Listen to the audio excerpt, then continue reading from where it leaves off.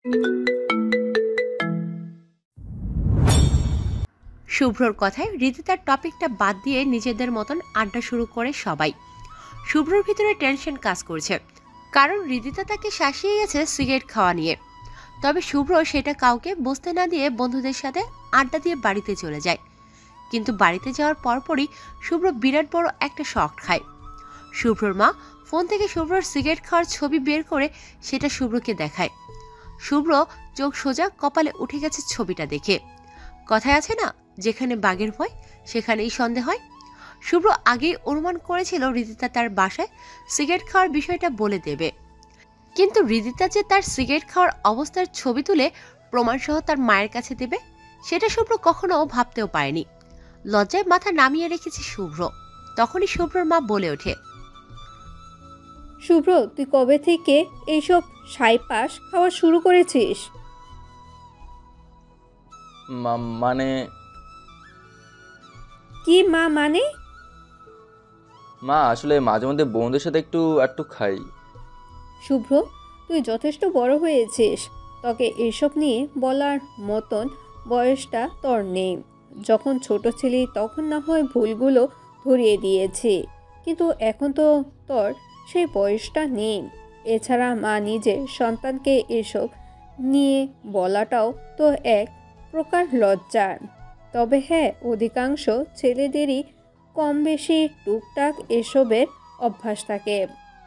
তোর বাবারও ছিল।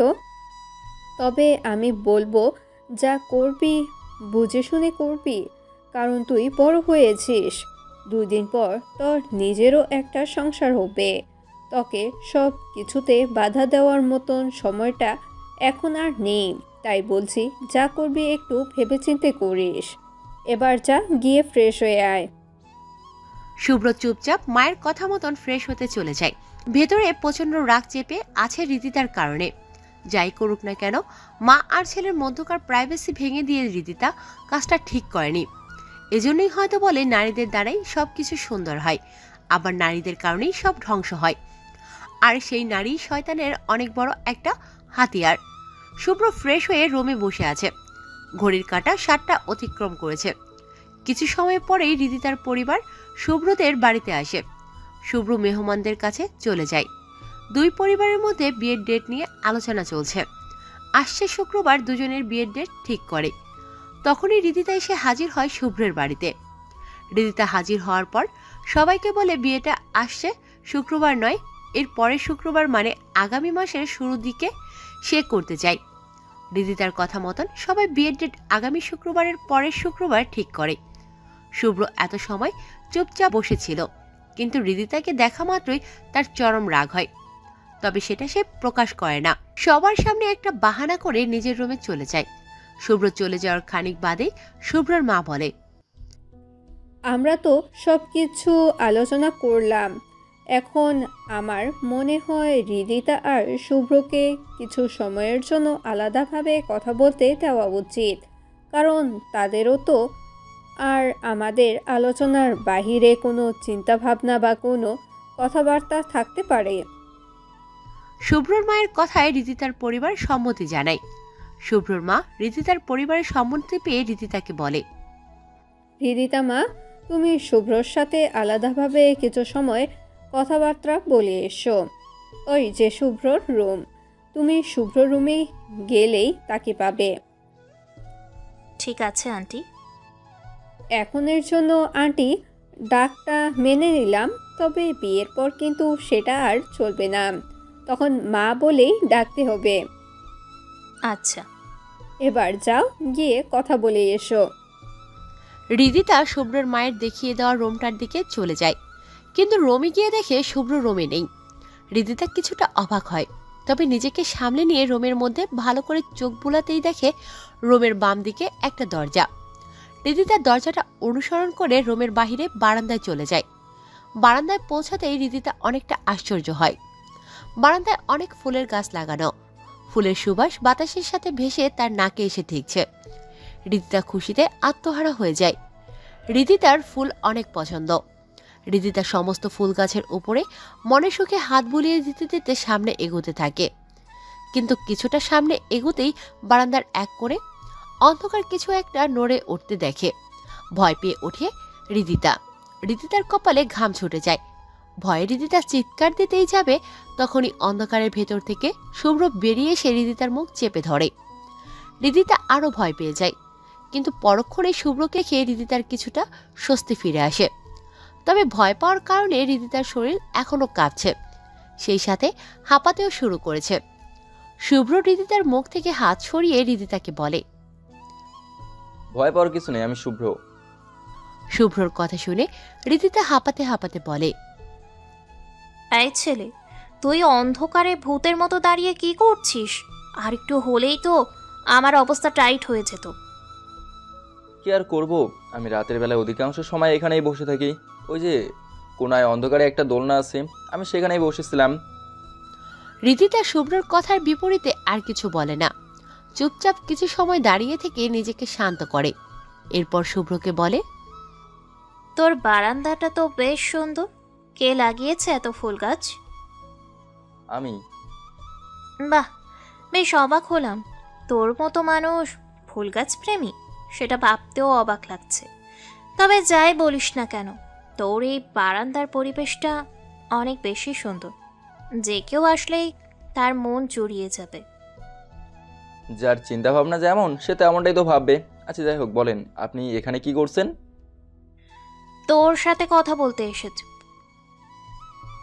আমার সাথে আপনার আবার কিসের কথা? কিসের কথা তা তো জানি না, এটুকু বলতে পারি আন্টি আমায় তোর সাথে কথা বলতে পাঠিয়েছে। শোনেন, আম্মু পাঠাক আর যাই করুক, আপনি চলে যান। আপনার মতন মানুষের সাথে কথা বলতে আমার রুচিতে বাধে। আমার সাথে কথা বলতে তোর রুচিতে বাঁধে মানে? যখন আমার ঠোঁটের সাথে নিজের ঠোঁট ঠেকিয়ে মজা নিয়েছিস তখন তো রুচিতে বাঁধেনি। এখন এত রুচিবোধ আসলো কোথা থেকে তোর? দেখুন, সেটার জন্য আমি ক্ষমা প্রার্থী। আমার সে আচরণের জন্য যতবার দরকার লাগে আমি ক্ষমা চাইব, কিন্তু আপনার মতন বিবেক ছাড়া মানুষের সাথে কথা বলার কোনো ইচ্ছেই নেই আমার মাঝে। এই ছেলে, আমার মধ্যে বিবেক নেই মানে কি বলতে চাইছিস তুই? বিবেক নেই মানে বিবেক নেই, যেমনই হোক আজ বাদে কাল আপনার সাথে আমার বিয়ে হতে চলেছে। আমাদের দুজনের মাঝে সম্পর্কটা যেমনই হোক না কেন, আমার আর আমার মায়ের মাঝে তো একটা প্রাইভেসি রয়েছে। আপনি সেই প্রাইভেসিটাকে নষ্ট করছেন আমার। তাহলে কোন মুখে নিজেকে বিবেকবান বলে মনে করেন আপনি? একদম বেশ করেছি প্রাইভেসি নষ্ট করে, ভবিষ্যতে আরও করব। বেয়াদপের মতো বন্ধুদের সাথে বসে বসে সিগারেট টানবি তো তোর সাথে কি করবে মানুষ? আমি সিগারেট টেনেছি তাতে আপনার কি এমন লোকসান হয়েছে শুনি? লোকসান কোন দিকে হয়নি সেটা বল। একে তো আমার ঠোঁটের স্বাদ নিয়েছিস, দ্বিতীয়ত এমন ঠোঁট দ্বারা আমার ঠোঁটে স্পর্শ করেছিস যেই ঠোঁট দিয়ে তুই সিগারেট খাস। এখন আবার বড় বড় কথা বলছিস।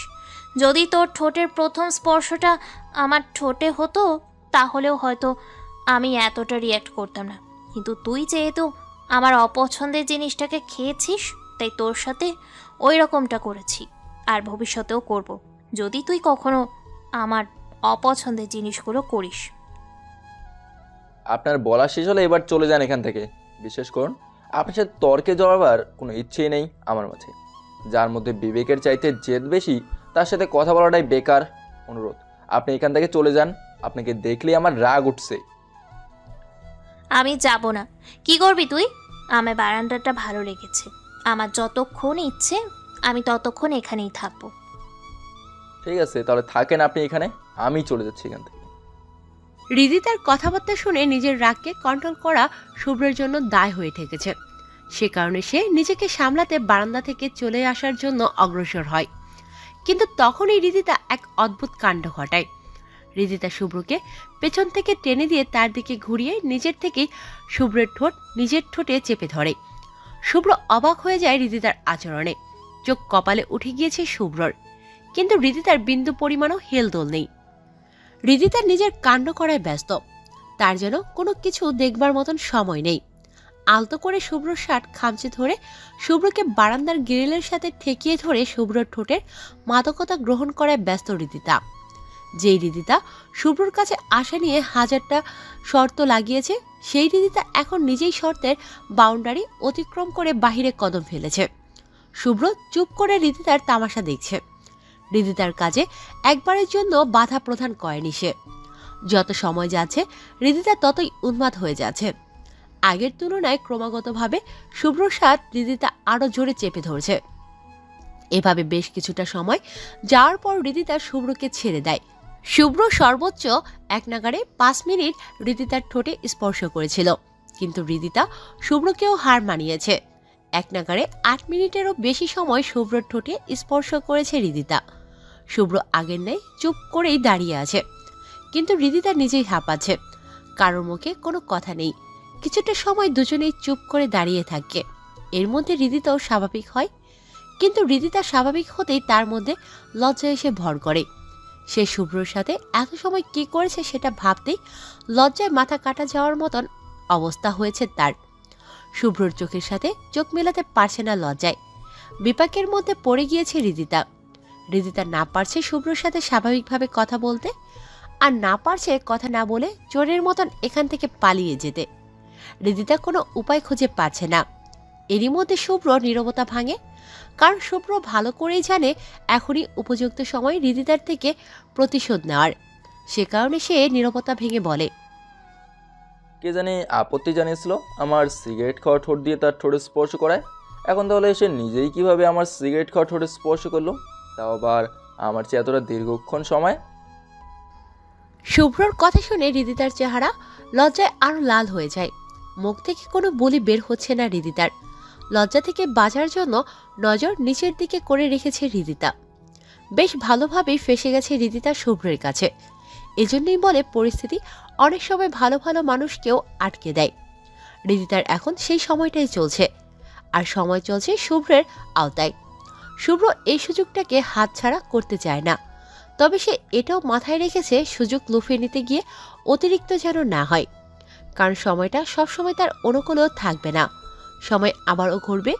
তাই সেই রিদিতাকে ছোট্ট করে একটা শাস্তি দেওয়ার পরিকল্পনা সাজায়, আর সেই পরিকল্পনা অনুযায়ী রিদিতাকে বলে, যাই হোক, আমি বিবেকহীন মানুষের মতন আচরণ করতে চাই না, তবে আমার একটা শর্ত আছে। কেউ যদি চায় এই পরিস্থিতি থেকে মুক্ত হবে, তাহলে সে আমাকে সুন্দর করে একবার জোরে ধরলেই আমি পরিস্থিতিটাকে স্বাভাবিক করে দেব। একই টাইম লুফে আটকে রেখে পরিস্থিতি আর ঘোলাটে করাবো না।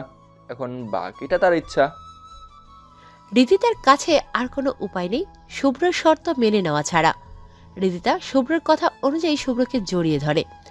শুভ্র নিজের কথা মতন পরিস্থিতি স্বাভাবিক পর্যায়ে ফিরিয়ে আনার জন্য বলে, চলেন এবার বারান্দা থেকে, সবাই আমাদের জন্য অপেক্ষা করছে। এখানে বেশিক্ষণ থাকলে কখন কে কি মনে করবে ঠিক নেই।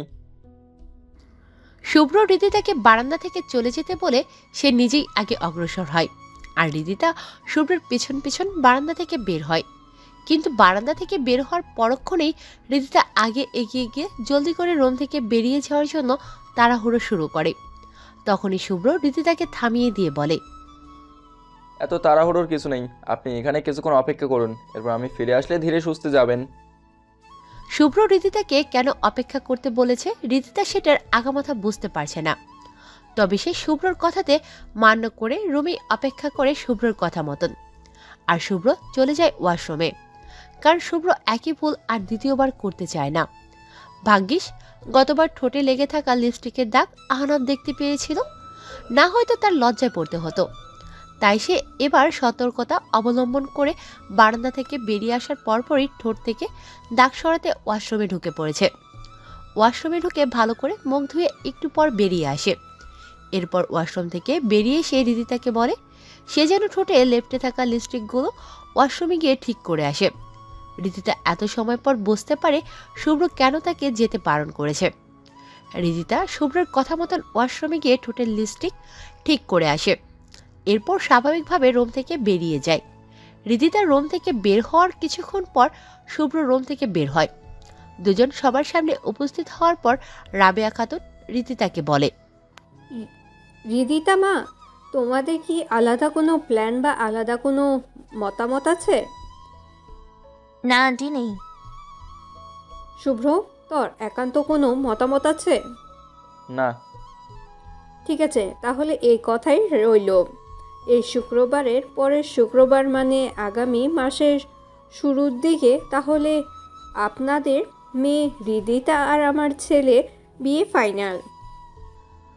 শুভ্রর মায়ের কথায় হৃদিতার পরিবার সম্মতি জানায়। হৃদিতার পরিবার রাতে খাওয়া দাওয়া করে নিজেদের বাসায় চলে যায়। শুভ্র রুমে শুয়ে আছে। শুভ্রর মন আজকে অনেকটা ফুরফুরা হৃদিতার আচরণে।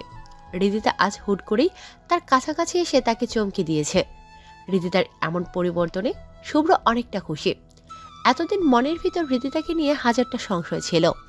হৃদিতা যে পরিমাণ তিক্ত মেজাজি মেয়ে, তার সাথে একদিন সময় কাটানোও তার পক্ষে অসম্ভব বলে মনে হয়েছিল। কিন্তু হৃদিতা আজ তার ধারণাকে পরিবর্তন করে দিয়েছে। আহনাফ হয়তো ঠিক কথাই বলেছিল, মেয়েরা সময়ের সাথে সাথে পজিটিভ হয়ে যায়।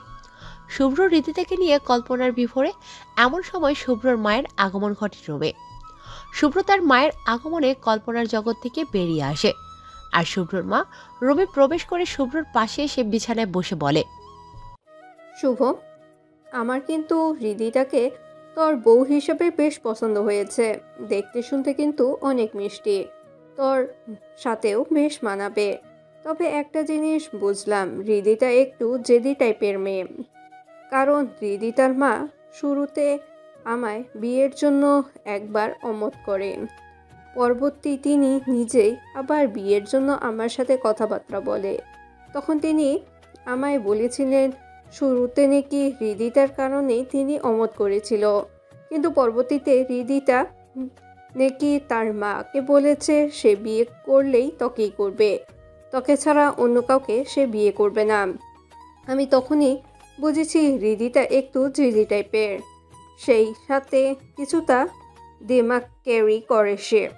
অবশ্য হৃদিতার মতন মেয়েদের একটু দিমাগ থাকাই স্বাভাবিক, কারণ সে একজন মডেল, তার তো দিমাগ থাকবে।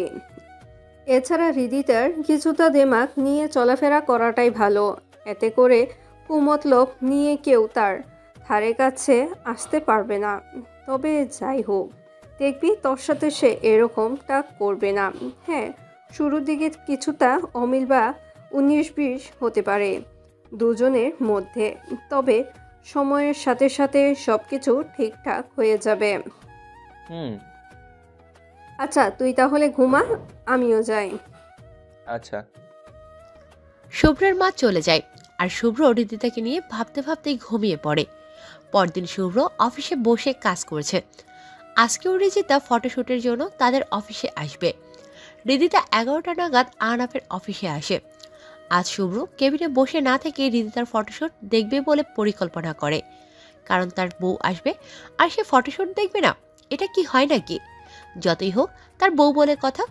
গতবার না হয় সম্পর্কটা একটু এলোমেলো ছিল, কিন্তু এবার তো সবকিছু ঠিকঠাক আছে। সে কারণে হৃদিতা আসার পর শুভ্র ফটোশ্যুট দেখতে চলে যায়। হৃদিতার ফটোশ্যুট চলছে। হুট করে ফটোশ্যুটের মাঝপথে একটু ব্যাঘাত ঘটে। হৃদিতার শাড়িতে কিছু না একটা সমস্যা হয়েছে। হৃদিতা আজ শাড়ি পরে এসেছে। হৃদিতার সমস্যার কারণে ফটোশ্যুট কিছু সময়ের জন্য থামিয়ে দেওয়া হয়। শুভ্র একটু দূর থেকে অফিসের কর্মচারীদের সাথে দাঁড়িয়ে দাঁড়িয়ে ফটোশ্যুট দেখছে। আহনাফের অফিসে মেকআপ আর্টিস্ট হৃদিতার সমস্যার সমাধানের জন্য এগিয়ে যায়। হৃদিতার শাড়ির কুচিতে কিছু একটা সমস্যা হয়েছে। মেকআপ আর্টিস্ট হৃদিতার শাড়ির কুচি খুলে সেটা ঠিক করার প্রতিক্রিয়া করছে, কিন্তু শাড়ি ঠিক করার চক্করে মেকআপ আর্টিস্টের হাত হৃদিতার পেটে গিয়ে কয়েকবার লেগেছে, যে ব্যাপারটা শুভ্রর একদম হজম হয় না। শুভ্র সোজা গিয়ে মেকআপ আর্টিস্টের হাত ঝাড়ি মেরে সরিয়ে দিয়ে বলে, তুমি মেকআপ আর্টিস্ট সেটা ঠিক আছে, কিন্তু তুমি আমার বউয়ের শাড়ির কুচি ঠিক করবে সেটা তো প্রশ্নই আসে না। অফিসে অনেক মেয়ে কর্মচারী আছে, দরকার পড়লে তারা সাহায্য করবে। আমার বউয়ের শরীরে পুরুষের হাত স্পর্শ লাগবে সেটা আমার মোটেও পছন্দ না। তুমি এখান থেকে সরো, তোমার কাজ কারবার দেখে আমার রাগ উঠে যাচ্ছে। মেকআপ আর্টিস্ট ভয়ে শাড়ির কুচি ছেড়ে সরে যায়, কিন্তু শুভ্র মেকআপ আর্টিস্টকে কথাগুলো বলে শেষ করার পরক্ষণেই হৃদিতা কষে এক থাপ্পড় লাগিয়ে দেয় শুভ্রর গালে। শুভ্র পুরো হতভম্ব হয়ে যায় হৃদিতার আচরণে। সেই সাথে শুভ্র বুঝেই উঠতে পারছে না এটা কি ঘটল তার সাথে।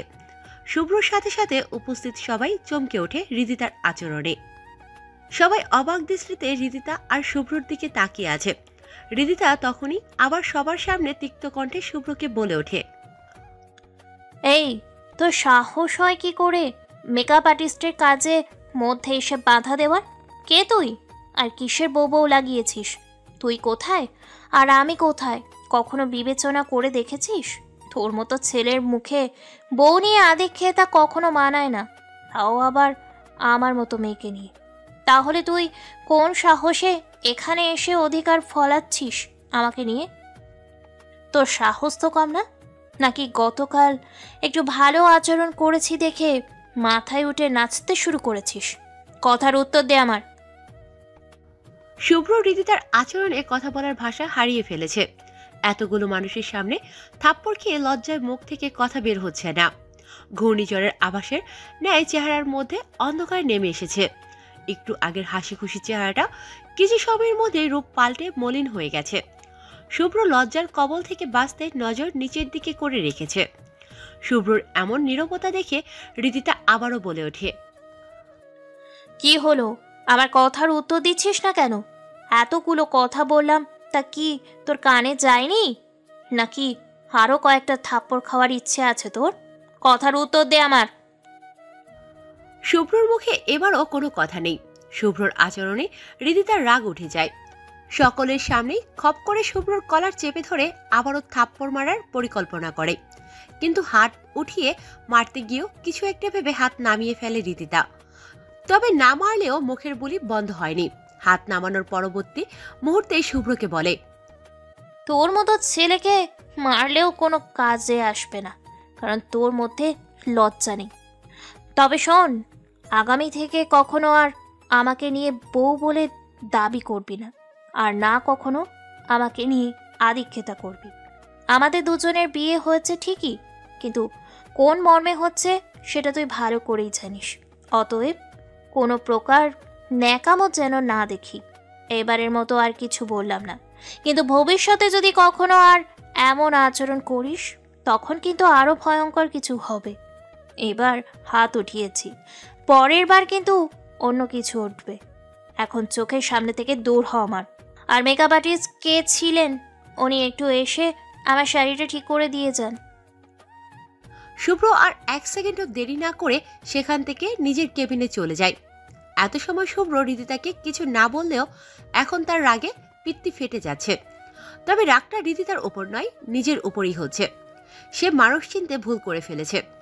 রিদিতা গতকাল শুভ্রর কাছাকাছি আসায় শুভ্র সেটাকে কেন্দ্র করে রিদিতার প্রতি এতটা পজিটিভ হওয়াটা তার বিরাট বড় ভুল হয়েছে।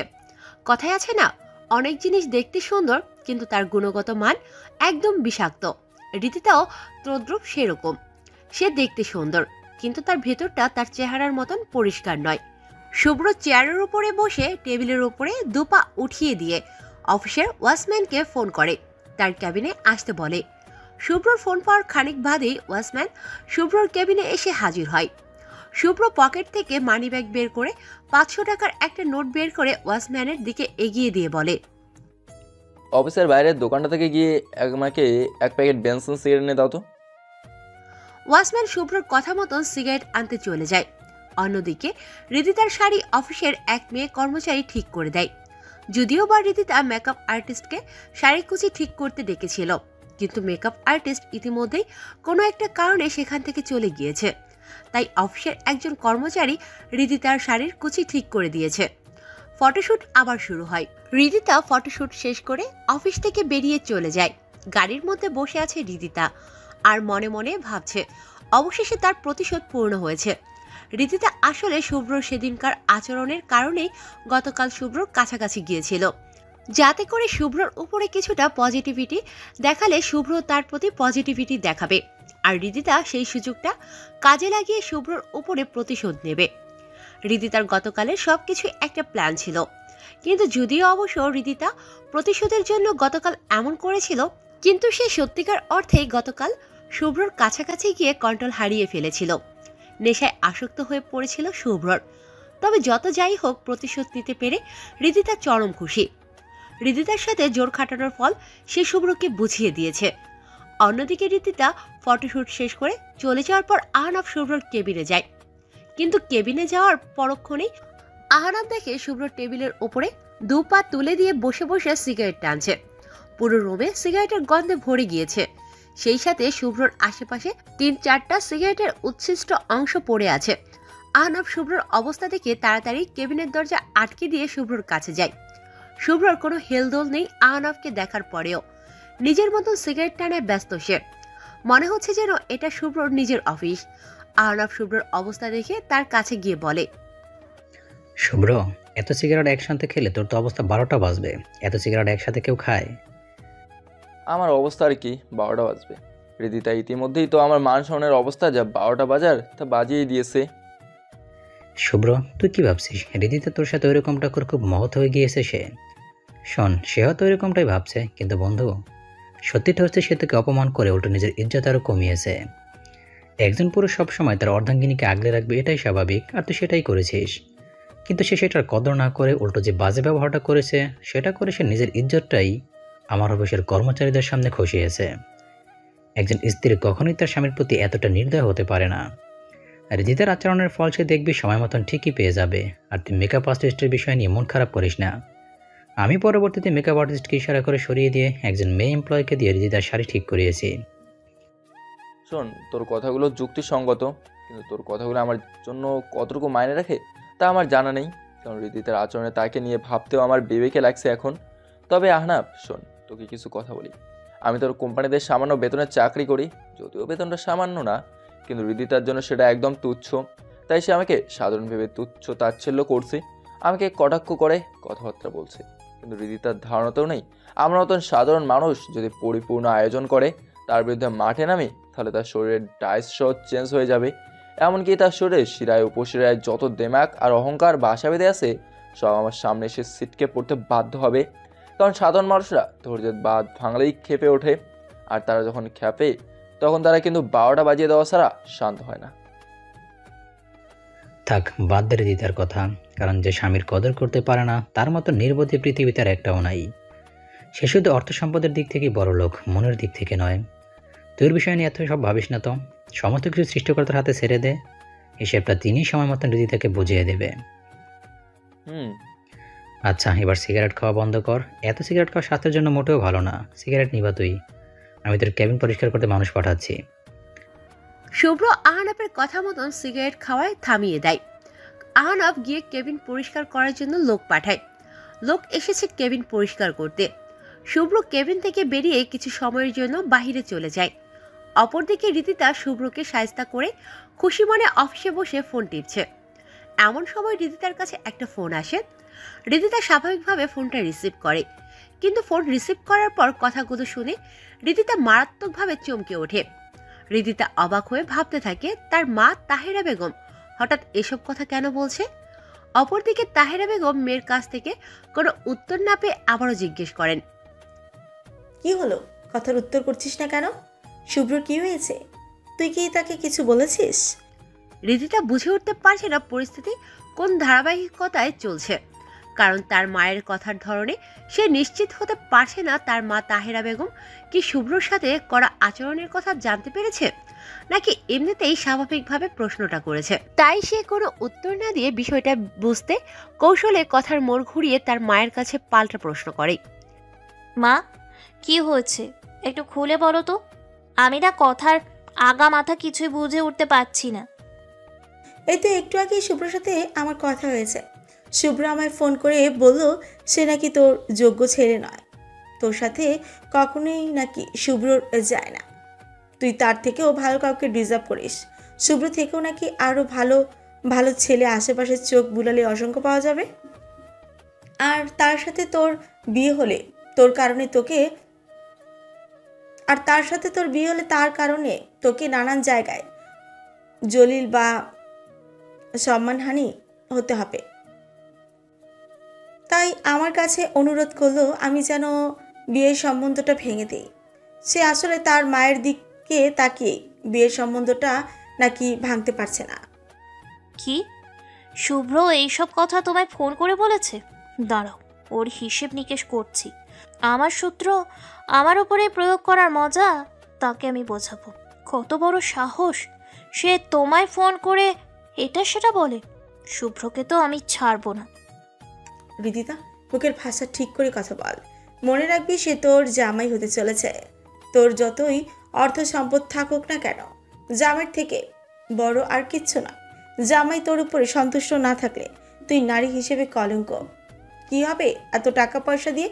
মৃত্যুর পর যারা তোর হিসাব নিকাশ করবে তারা তোর দুনিয়ার অর্জনকৃত টাকা দেখে এটা বলবে না যে সে অর্থ সম্পদশালী, তাকে ছেড়ে দাও। তুই মাটির উপরে শ্বাস নিয়ে বেঁচে থাকা অবস্থায় কী কর্ম করেছিস, কিভাবে মানুষের সাথে আচরণ করেছিস সেটাই দেখবে। আর শুভ্র আমায় যেই টোনে কথাগুলো বলেছে তাতে আমি নিশ্চিত তাকে তুই বিরাট বড় কোনো কষ্ট দিয়েছিস। অবশ্যই আমি তার থেকে জানতে চেয়েছিলাম কি হয়েছে, কারণ সব কিছুই তো ঠিক ছিল। হুট করে সব কিছু ঠিক হওয়ার পর এমন যুক্তিটা দেখানোটা তার বেমানান। কিন্তু সে আমায় কিছু বলেনি। আমি এতে করে আরও নিশ্চিত হয়েছি তুই হয়তো তার সাথে কোনো খারাপ আচরণ করেছিস। শোন, আমি তোর কাছে কোনো কৈফিয়ত চাইব না, তবে তোকে এইটুকু বলবো, কোনো কিছু করে থাকলে সেটার কারণে শুভ্রের কাছে ক্ষমা চেয়ে নিবি। এবার আমি ফোন রাখলাম। আমি ঘরের কিছু কাজকর্ম করছি, আর তুই? ও হয়তো অফিসে কাজ করছিস, তাই তোকে আর বিরক্ত করলাম না। রিদিতা আর কিছু বলে না। তাহেরা বেগমের কথাগুলো শোনার পর শুভ্রর উপরে চরম মাত্রায় রাগ জন্মেছে রিদিতার। কিন্তু রিদিতা রাগকে কন্ট্রোল করে নিজেকে শান্ত রেখে বিষয়টা নিয়ে ভাবে। কিছুটা সময় নিশ্চুপ হয়ে চেয়ারের উপরে বসে বসে বিষয়টা নিয়ে ভেবে সময় কাটায়। কিছু সময় পর ফোনের কন্ট্যাক্ট লিস্ট থেকে আহনাফের নাম্বার বের করে আহনাফকে কল লাগায়। 1-2 বার রিং পড়তেই আহনাফ ফোন রিসিভ করে। রিদিতা ফোন রিসিভ হওয়ার পর আহনাফকে বলে, আহনাফ, আমি আসলে আন্তরিকভাবে ক্ষমা প্রার্থী আজকে তোমার অফিসে তামাশা করায়। আমার না তোমার অফিসের পরিবেশটা বিগড়ানো মোটেও উচিত হয়নি। আরে ছাড়ো, ওসব তেমন বড় কিছু না। আচ্ছা আহনাফ, শোনো না, তোমাকে আমার কিছু বলার আছে। হ্যাঁ বলো, কি বলবে? আমি না আসলে আজকের আচরণের জন্য শুভ্রর কাছে সরি বলতে চাচ্ছি, কিন্তু কিভাবে বলবো বুঝে উঠতে পারছি না। রিদিতা, আমি জানি তোমাকে হয়তো কথাগুলো বলা আমার স্বার্থের জন্য ক্ষতির কারণ হয়ে দাঁড়াবে, তবু আমি একজন মানুষ হিসাবে বিবেকের তাড়নায় পরে তোমাকে কথাগুলো বলছি। আজ তুমি শুভ্রর সাথে এরকমটা না করলেও পারতাম। তোমার শরীরে পরপুরুষের হাতের ছোঁয়া লেগেছে বলেই বেচারা সেই বিষয়টা ইগোতে লেগেছে। আর এমনটাই হওয়া কিন্তু স্বাভাবিক। প্রতিটা পুরুষের একটাই ধর্ম, সে তার অর্ধাঙ্গিনীর পাশে কারো ছায়াও সহ্য করতে পারে না। প্রতিটা পুরুষ চায় তার অর্ধাঙ্গিনীর ছায়াও যেন তার গণ্ডের ভিতরে সীমাবদ্ধ থাকুক। সেখানে তার অর্ধাঙ্গিনীর শরীরে অন্য কারো হাতের স্পর্শ লেগেছে, সেটাতে তো তার পুরাবেই। সে কারণে সে হয়তো একটু রিয়্যাক্ট করে ফেলেছে, কিন্তু আমার মতো তোমার এতে আরও খুশি হওয়ার কথা ছিল, কারণ তোমার ব্যক্তিগত পুরুষটা তোমার প্রতি যত্নশীল। কিন্তু তুমি সেটা না করে, সেটা কারোর ধারণাতেও ছিল না সেটা করেছো। রিদিতা, শুভ্র তোমার ফিউচার হাজবেন্ড। এদিকটা থেকে আমার মতে এতে শুধু শুভ্র নয়, তোমার নিজের সম্মানেরও আঘাত এনেছো তুমি। এখন তুমিই বলো, এত সব হওয়ার পর তোমাকে পরামর্শ দেওয়ার মতন আমার কাছে আর কী অবশিষ্ট আছে? আহনাফ, আমি মানছি আমি ভুল করেছি, কিন্তু যেটা করে ফেলেছি সেটাকে আর কিভাবে শুধরাবো বলো? আমার জানা মতে তো আর কোনো রাস্তা নেই শুভ্রর কাছে ক্ষমা চাওয়া ছাড়া। এই কারণেই তোমার কাছে পরামর্শ করছি। রিদিতা, আমার নিজেরও মাথা কাজ করছে না, কি বলবো তোমায় আমি। আচ্ছা আহনাফ, শোনো, তোমাকে এত টেনশন করতে হবে না। তুমি আপাততর জন্য শুভ্রর কাছে আমার সরিটা একটু পৌঁছে দাও প্লিজ, বাকিটা আমি দেখে নিচ্ছি। আমি কেন সরি বলবো? তুমি তো চাইলে আমাকে দিয়ে না বলে নিজেই শুভ্রকে ফোন করে সরি বলতে পারো। আহানা প্লিজ না করো না, আমি আসলে কোন মুখে সরি বলবো সেটাই বুঝে উঠতে পারছি না, তাই তোমাকে বলেছি। তুমি প্লিজ প্লিজ প্লিজ আমার হয়ে এক্ষণের জন্য শুভ্রকে একটু সরিটা বলে দাও। আচ্ছা ঠিক আছে। রিদিতা ফোন রেখে দেয়। আহনাফ রিদিতার সাথে কথা শেষ করে শুভ্রর কেবিনে চলে যায়। শুভ্র বসে বসে কাজ করছে। রিদিতার চক্করে শুভ্রর আজকে কাজের অনেক ব্যাঘাত ঘটেছে। সে কারণে শুভ্র মনোযোগ সহকারে কাজ করছে, কিন্তু আহনাফকে দেখে কাজ থামিয়ে বলে, আহনাফ, কিছু বলবি? হ্যাঁ, কিছু বলার ছিল তোকে। কি বলবি বল। রিদিতা ফোন করেছিল একটু আগে আমায়, সে তার আচরণের জন্য সরি বলেছে তোকে। দেখ শুভ্র, আমি জানি সে যা করেছে সেটার পর সরি বলাটা একদম বেমানান। এমনকি 1000 বার সরি বললেও তার করা আচরণের ভর্তুকি সে দিতে পারবে না, তবুও তোকে বললাম। আহনাফ, রিদিতার ব্যাপার নিয়ে কোনো কিছু শোনার মতন ইচ্ছে আমার নেই। অন্য কিছু বলার থাকলে বল। আমার ওই মেয়ের কথা নাম শুনতেই ঘৃণা লাগে এখন। না, আর কিছু বলার নেই। যেটা বলার ছিল সেটাতে তোর আপত্তি আছে, তাই আর কথা লম্বা করলাম না। তুই কাজ কর, আমি যাই এখন। ঠিক আছে। আহনাফ চলে যায়। শুভ্র আবারও কাজে মনোনিবেশ করে। বিকালে অফিস ছুটি হলে শুভ্র অফিস থেকে বেরিয়ে যায়। অফিসের একটু সাইডে শুভ্রর বাইক রাখা। শুভ্র অফিস থেকে বেরিয়ে বাসায় যাওয়ার উদ্দেশ্যে বাইকের দিকে অগ্রসর হয়। আর তখনই দেখে রিদিতা গাড়ি নিয়ে অফিসের সামনে দাঁড়িয়ে আছে। শুভ্র কিছুটা অবাক হয় রিদিতাকে দেখে, কিন্তু সেটা রিদিতাকে বসতে না দিয়ে নিজের মতন বাইকের দিকে এগিয়ে যায়। ঠিক ওই মুহূর্তে রিদিতা পেছন থেকে এগিয়ে গিয়ে শুভ্রর হাত ধরে বলে, চলো আমার সাথে, তোমাকে নিয়ে একটা জায়গায় যাব আমি। হাত ছাড়ুন, আমার আর আপনার সাথে কোথাও যাওয়ার আগ্রহ নেই। না, তুমি আমার সাথে না গেলে তো তোমার হাত ছাড়বো না। দেখুন, বাড়াবাড়ি আমার পছন্দ না। তার উপরে আজকে আমার সাজা মিলছে বাড়াবাড়ি করতে গিয়ে। অনুরোধ, আমার হাতটা ছাড়ুন আর আমাকে যেতে দিন। না, তোমার হাত ছাড়বো না আমি। শুভ্র রাগ উঠে যায় রিদিতার আচরণে। নিজেকে আর সামাল দিতে না পেরে নিজের অনিচ্ছাতেই রিদিতার গালের মধ্যে চর বসিয়ে দেয় শুভ্র। অফিস ছুটি হওয়ায় অফিসের অনেক কর্মচারীরা বাসায় যাওয়ার জন্য অফিসের সামনে দাঁড়িয়ে গাড়ির জন্য অপেক্ষা করছে, যে কারণে শুভ্র রিদিতার শরীরে হাত তোলায় বিষয়টা অনেকেই লক্ষ্য করে। কিন্তু শুভ্র কোনো ভ্রুক্ষেপ নেই। রিদিতার মান সম্মান প্লাস্টিক বানিয়ে দিয়েছে শুভ্র। রিদিতার লজ্জায় মুখ লুকাবার কথা, কিন্তু সে সেটা না করে উল্টো শুভ্রকে অবাক করে দিয়ে বলে, এখন তো শান্ত হও, আমি ভুল করেছি, সেটা শাস্তি পেয়েছি এখন আমি। আমার আসলে তখন ওই রকমটা করা তোমার সাথে মোটেও উচিত হয়নি। আমি ভুল করেছি শুভ্র, আর আমার সেই ভুলের যথাযথ মাসুল এখন আমি পেয়েছি। এবার তো রাগটা কমাও। শুভ্র অবাক হয় রিদিতার আচরণে। রিদিতাকে থাপ্পড় মারার পরেও রিদিতা সেটা নিয়ে কিছু বলল না। সেই বিষয়টা শুভ্রকে বেশ ভাবাচ্ছে। শুভ্র অবাক হয়ে রিদিতাকে বলে, আপনি কি চান আমার কাছে? তোমায় নিয়ে একটা জায়গায় যেতে চাচ্ছি, সেটা তো আগেই বলেছি। দেখুন, আমি আপনার সাথে কোথাও যাব না। আমি এখন বাসে যাব, আর আপনিও আপনার কাজে চলে যান। শুভ্র, তোমার রাগ হয়তো এখনো কমেনি। তুমি একটা কাজ করো, আমার গালে কষে আরও একটা থাপ্পড় লাগিয়ে দাও, তাহলে যদি তোমার রাগটা একটু কমে। এরপরেও তুমি অন্তত আমার সাথে একটু যেও। শুভ্র রীতিমতো আরো অবাক। রিদিতার দিকে ড্যাব ড্যাব করে তাকিয়ে আছে কোনো কথাবার্তা ছাড়া। রিদিতা শুভ্রকে হালকা করে নাড়া দিয়ে বলে, কি হলো, কথা বলছো না যে? শুভ্রর হুঁশ ফিরে আসে। শুভ্র নিজের বেখেয়ালিপানা দূর করে রিদিতাকে বলে, আচ্ছা, আমি যাব আপনার সাথে, কিন্তু আপনি আমায় একটা কথা বলুন তো, আপনার মতলবটা কি? আপনি হুট করে এত ভালো ব্যবহার কেন করছেন আমার সাথে? উত্তরটা একদম সিম্পল। আমি ভুল করেছি, তাই সেটা এখন শোধরানোর চেষ্টা করছি। আপনার কথাটা ঠিক বুঝলাম না। চলো আমার সাথে, তাহলেই বুঝতে পারবে। শুভ্র রিদিতাকে যেতে সম্মতি জানায়। রিদিতা শুভ্রকে সঙ্গে করে নিজের গাড়িতে নিয়ে গিয়ে শুভ্রকে পাশের সিটে বসিয়ে নিজেই গাড়ি ড্রাইভ করতে শুরু করে। রিদিতার মুখে ভিন্ন রকমের এক হাসি। শুভ্র চুপ করে পাশের সিটে বসে আছে। রিদিতা শুভ্রকে কোথায় নিয়ে যাচ্ছে শুভ্র কোনো আইডিয়া নেই, কিন্তু তার মনের ভিতরে খসমস করছে, কারণ মানুষের ছলনা বোঝা একদম মুশকিল, তাও আবার রিদিতার মতন মেয়ের।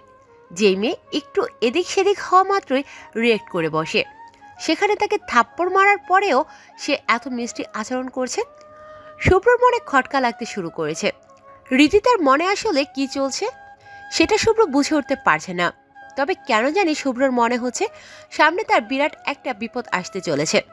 শুভ্র যেন আগে থেকে বিপদের পূর্বাভাস পাচ্ছে, তবে এক্স্যাক্টলি কি হতে চলেছে সেটা শুভ্র আর কিছুটা সময় গেলেই টের পাবে। শুভ্রর মনের ভেতরটা আনচান করলেও শুভ্র নিজেকে শান্ত করে বসে থাকে। রিদিতা কিছুক্ষণ গাড়ি ড্রাইভ করে একটা জায়গায় গিয়ে গাড়ি দাঁড় করায়। শুভ্র সামনের দিকে তাকাতেই আশ্চর্যের চরম সীমায় পৌঁছায়।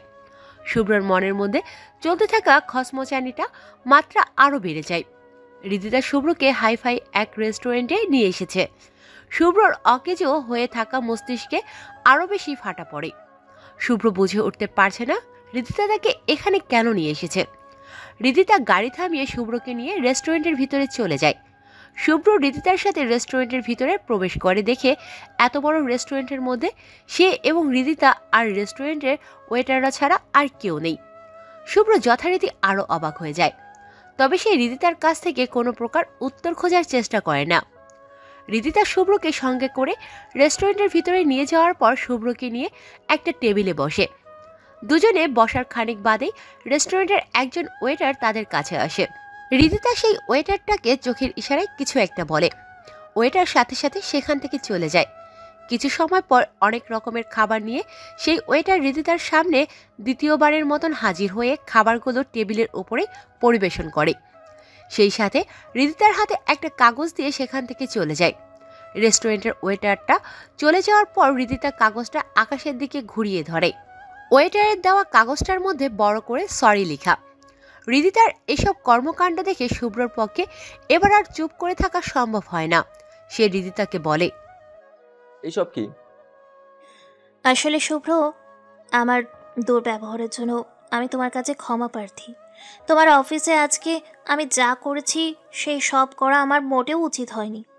আমার ক্ষমা করে দাও শুভ্র, আমার ভুল হয়ে গেছে। দেখুন, সব জিনিসের না ক্ষমা হয় না। উদাহরণস্বরূপ, আপনি এমন একটা জিনিসকে দুখণ্ড করলেন যেটা কখনোই আর জোড়া লাগানো সম্ভব নয়, কিন্তু আপনি সেটাকে আবার জোড়া লাগানোর চেষ্টা করছেন, তাহলে কি করে হবে বলেন? তদ্রূপ আপনি যে আচরণটা আজকে করছেন, এতে করে আমার সম্মান একদম ধুলোয় মিশে গেছে। হ্যাঁ, আমার সাথে সাথে আপনারও কিছুটা সম্মান গিয়েছে, তবে বেশি ক্ষতি আমার হয়েছে। প্রথমত, আমাকে থাপ্পড় মারার সাথে সাথে বাজে কথা শুনিয়েছেন। দ্বিতীয়ত, অফিসের কম বেশি সবাই জানে আপনার সাথে আমার বিয়ে হতে চলেছে। সেই সুবাদে অনেকেই ধারণা করছে আমার ভবিষ্যৎ স্ত্রী কেমন চরিত্রের অধিকারী। এছাড়া অনেকেই হয়তো এটাও ভাবতে পারে যে আমি টাকার লোভে পড়ে আপনাকে বিয়ে করছি। আমার সমস্ত সম্মান একদম শেষ। আপনার টুকটাক যেটুকু সম্মান নষ্ট হয়েছে সেটাতে হয়তো আপনার কিছু আসবেও যাবেও না, কারণ আপনার সাথে তাদের সেভাবে দেখা হবে না, কিন্তু আমার চাকরির সুবাদে তাদের সাথে আমার রোজ দেখা হবে। এবার ভেবে দেখুন কতটা লোকসান করেছেন আপনি আমার। শুভ্র, সত্যি আমার ভুল হয়ে গেছে। আমি না আসলে এত কিছু ভেবেচিন্তে কিছুই করিনি। হুট করে ওই সময় আমার যেন কি হয়ে গিয়েছিল, কেমন যেন অদ্ভুত এক রাগ চেপে উঠেছিল আমার মধ্যে। তবে যাই হোক, তুমি আমায় ক্ষমা করে দাও। হ্যাঁ, আমি জানি আমার ভুলটা বিরাট, কিন্তু ক্ষমা চাওয়া ছাড়া আর কি করব বলো? আমার কাছে তো আর কোনো রাস্তা নেই। তুমি প্লিজ আমায় ক্ষমা করে দাও, আর কখনো আমি ওই রকম করবো না। রিদিতার কথা শুনে শুভ্রর রাগ অনেকটা কমে যায়, কারণ তার মতে যেটা হয়েছে সেটা হয়ে গিয়েছে। আর তাছাড়া রিদিতার মতন মেয়ের পক্ষে স্বাভাবিকভাবে মানুষের সাথে চলা এতটা সহজ নয়। অন্তত কিছুটা সময় লাগবে তার স্বাভাবিক চালচলন শিখতে। আর এখন মেয়েটা যেহেতু এত করে ক্ষমা চাইছে, তাই শুভ্র রিদিতার ওপর থেকে নিজের অভিযোগগুলো সরিয়ে রিদিতাকে বলে, এমনটা আর কখনো করবেন না। একজন মানুষের কাছে সম্মানটা অনেক বেশি ইম্পর্টেন্ট। কেউ যখন সেটাতে আঘাত করে তখন মানুষটার দুনিয়াদারি উলট পালট হয়ে যায়। আচ্ছা, আর কখনো ওই রকমটা করব না। আচ্ছা, একটা কথা। বলো। আপনি তো চাইলে আমার কাছে ফোন করে বা এমনিতেই দেখা করে সরিটা বলতে পারতেন। এতগুলো টাকা নষ্ট করে সরি বলার কি দরকার ছিল?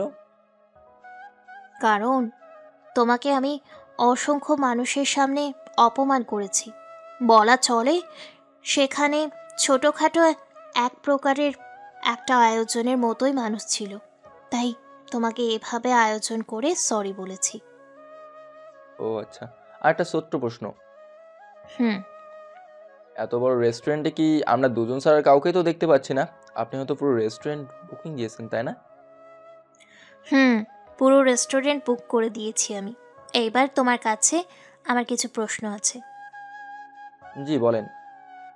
তুমি আমার মায়ের কাছে ফোন করে বিয়ে ভাঙার কথা কেন বলেছো? আসলে অনেক বেশি অভিমান জন্মেছিল আপনার উপরে, সেই কারণেই বলেছিলাম সম্বন্ধটা ভেঙে দিতে। শোনো, আর কখনো এমন চিন্তা মাথায় আনলে কিন্তু খারাপ হবে বলে দিলাম। আচ্ছা, আর কখনো এমন চিন্তা মাথায় আনবো না। এবার বলো, সারপ্রাইজটা কেমন লেগেছে তোমার কাছে? ভালো লেগেছে। যাক, ভালো লাগলেই হলো। এবার খাওয়া শুরু করো। শুভ্র আর কিছু বলে না। রিদিতা শুভ্রকে খাবার এগিয়ে দেয়। শুভ্র চুপ করে খেতে শুরু করে। রিদিতাও খাচ্ছে শুভ্রর সাথে সাথে। তবে রিদিতার চোখে মুখে বিজয়ের হাসি, আর হাসির ধরনটা স্বাভাবিকের তুলনায় কিছুটা ভিন্ন। রিদিতা এত সব আয়োজন মন থেকে করেছে না এর পিছনে ভিন্ন কোনো মতলব আছে তা বোঝা দেয়। দুজনেই খাওয়া দাওয়া শেষ করে রিদিতা বিল পরিশোধ করে দিয়ে শুভ্রকে নিয়ে রেস্টুরেন্ট থেকে বেরিয়ে যায়। কিন্তু রেস্টুরেন্টের বাইরে বের হতেই রিদিতার কিছু ফ্যান ফলোয়ার রিদিতাকে দেখে ছবি তুলতে এগিয়ে আসে। শুভ্র মানুষজন দেখে ফর্মালিটিস দেখিয়ে রিদিতার কাছ থেকে কিছুটা দূরে সরে যায়, কারণ রিদিতা মানুষের কাছে মডেল হিসেবে সুপরিচিত, কিন্তু শুভ্রকে সেভাবে কেউই চেনে না। অকারণে কাবিলিতি করে নিজেকে বেকুব বানানোর পাল্লায় শুভ্র নেই। হ্যাঁ, ফিউচার হাজবেন্ড হিসেবে সে রিদিতার সাথে থাকতেই পারে, কিন্তু তার মতে এটা তো অধিকার খাটানোর মতন সম্পর্ক বা ভালোবাসা তাদের মধ্যে নেই। তাই সে রিদিতাকে রেখে একটু সাইডে সরে গিয়েছে। অপরদিকে রিদিতা শুভ্রর এক সাইডে সরে দাঁড়ানোর কারণে শুভ্রর দিকে চোখ রাঙিয়ে তাকায়, কিন্তু শুভ্র রিদিতার চোখ রাঙানোর মানে বোঝে না। রিদিতা হুট করে কোনো কথাবার্তা ছাড়াই মানুষজন রেখে শুভ্রর কাছে গিয়ে তার হাত ধরে সকলের সামনে নিয়ে এসে বলে, সরে দাঁড়ানোর কি আছে? আমার সাথে থাকলে কি বিরাট ক্ষতি হয়ে যাবে নাকি?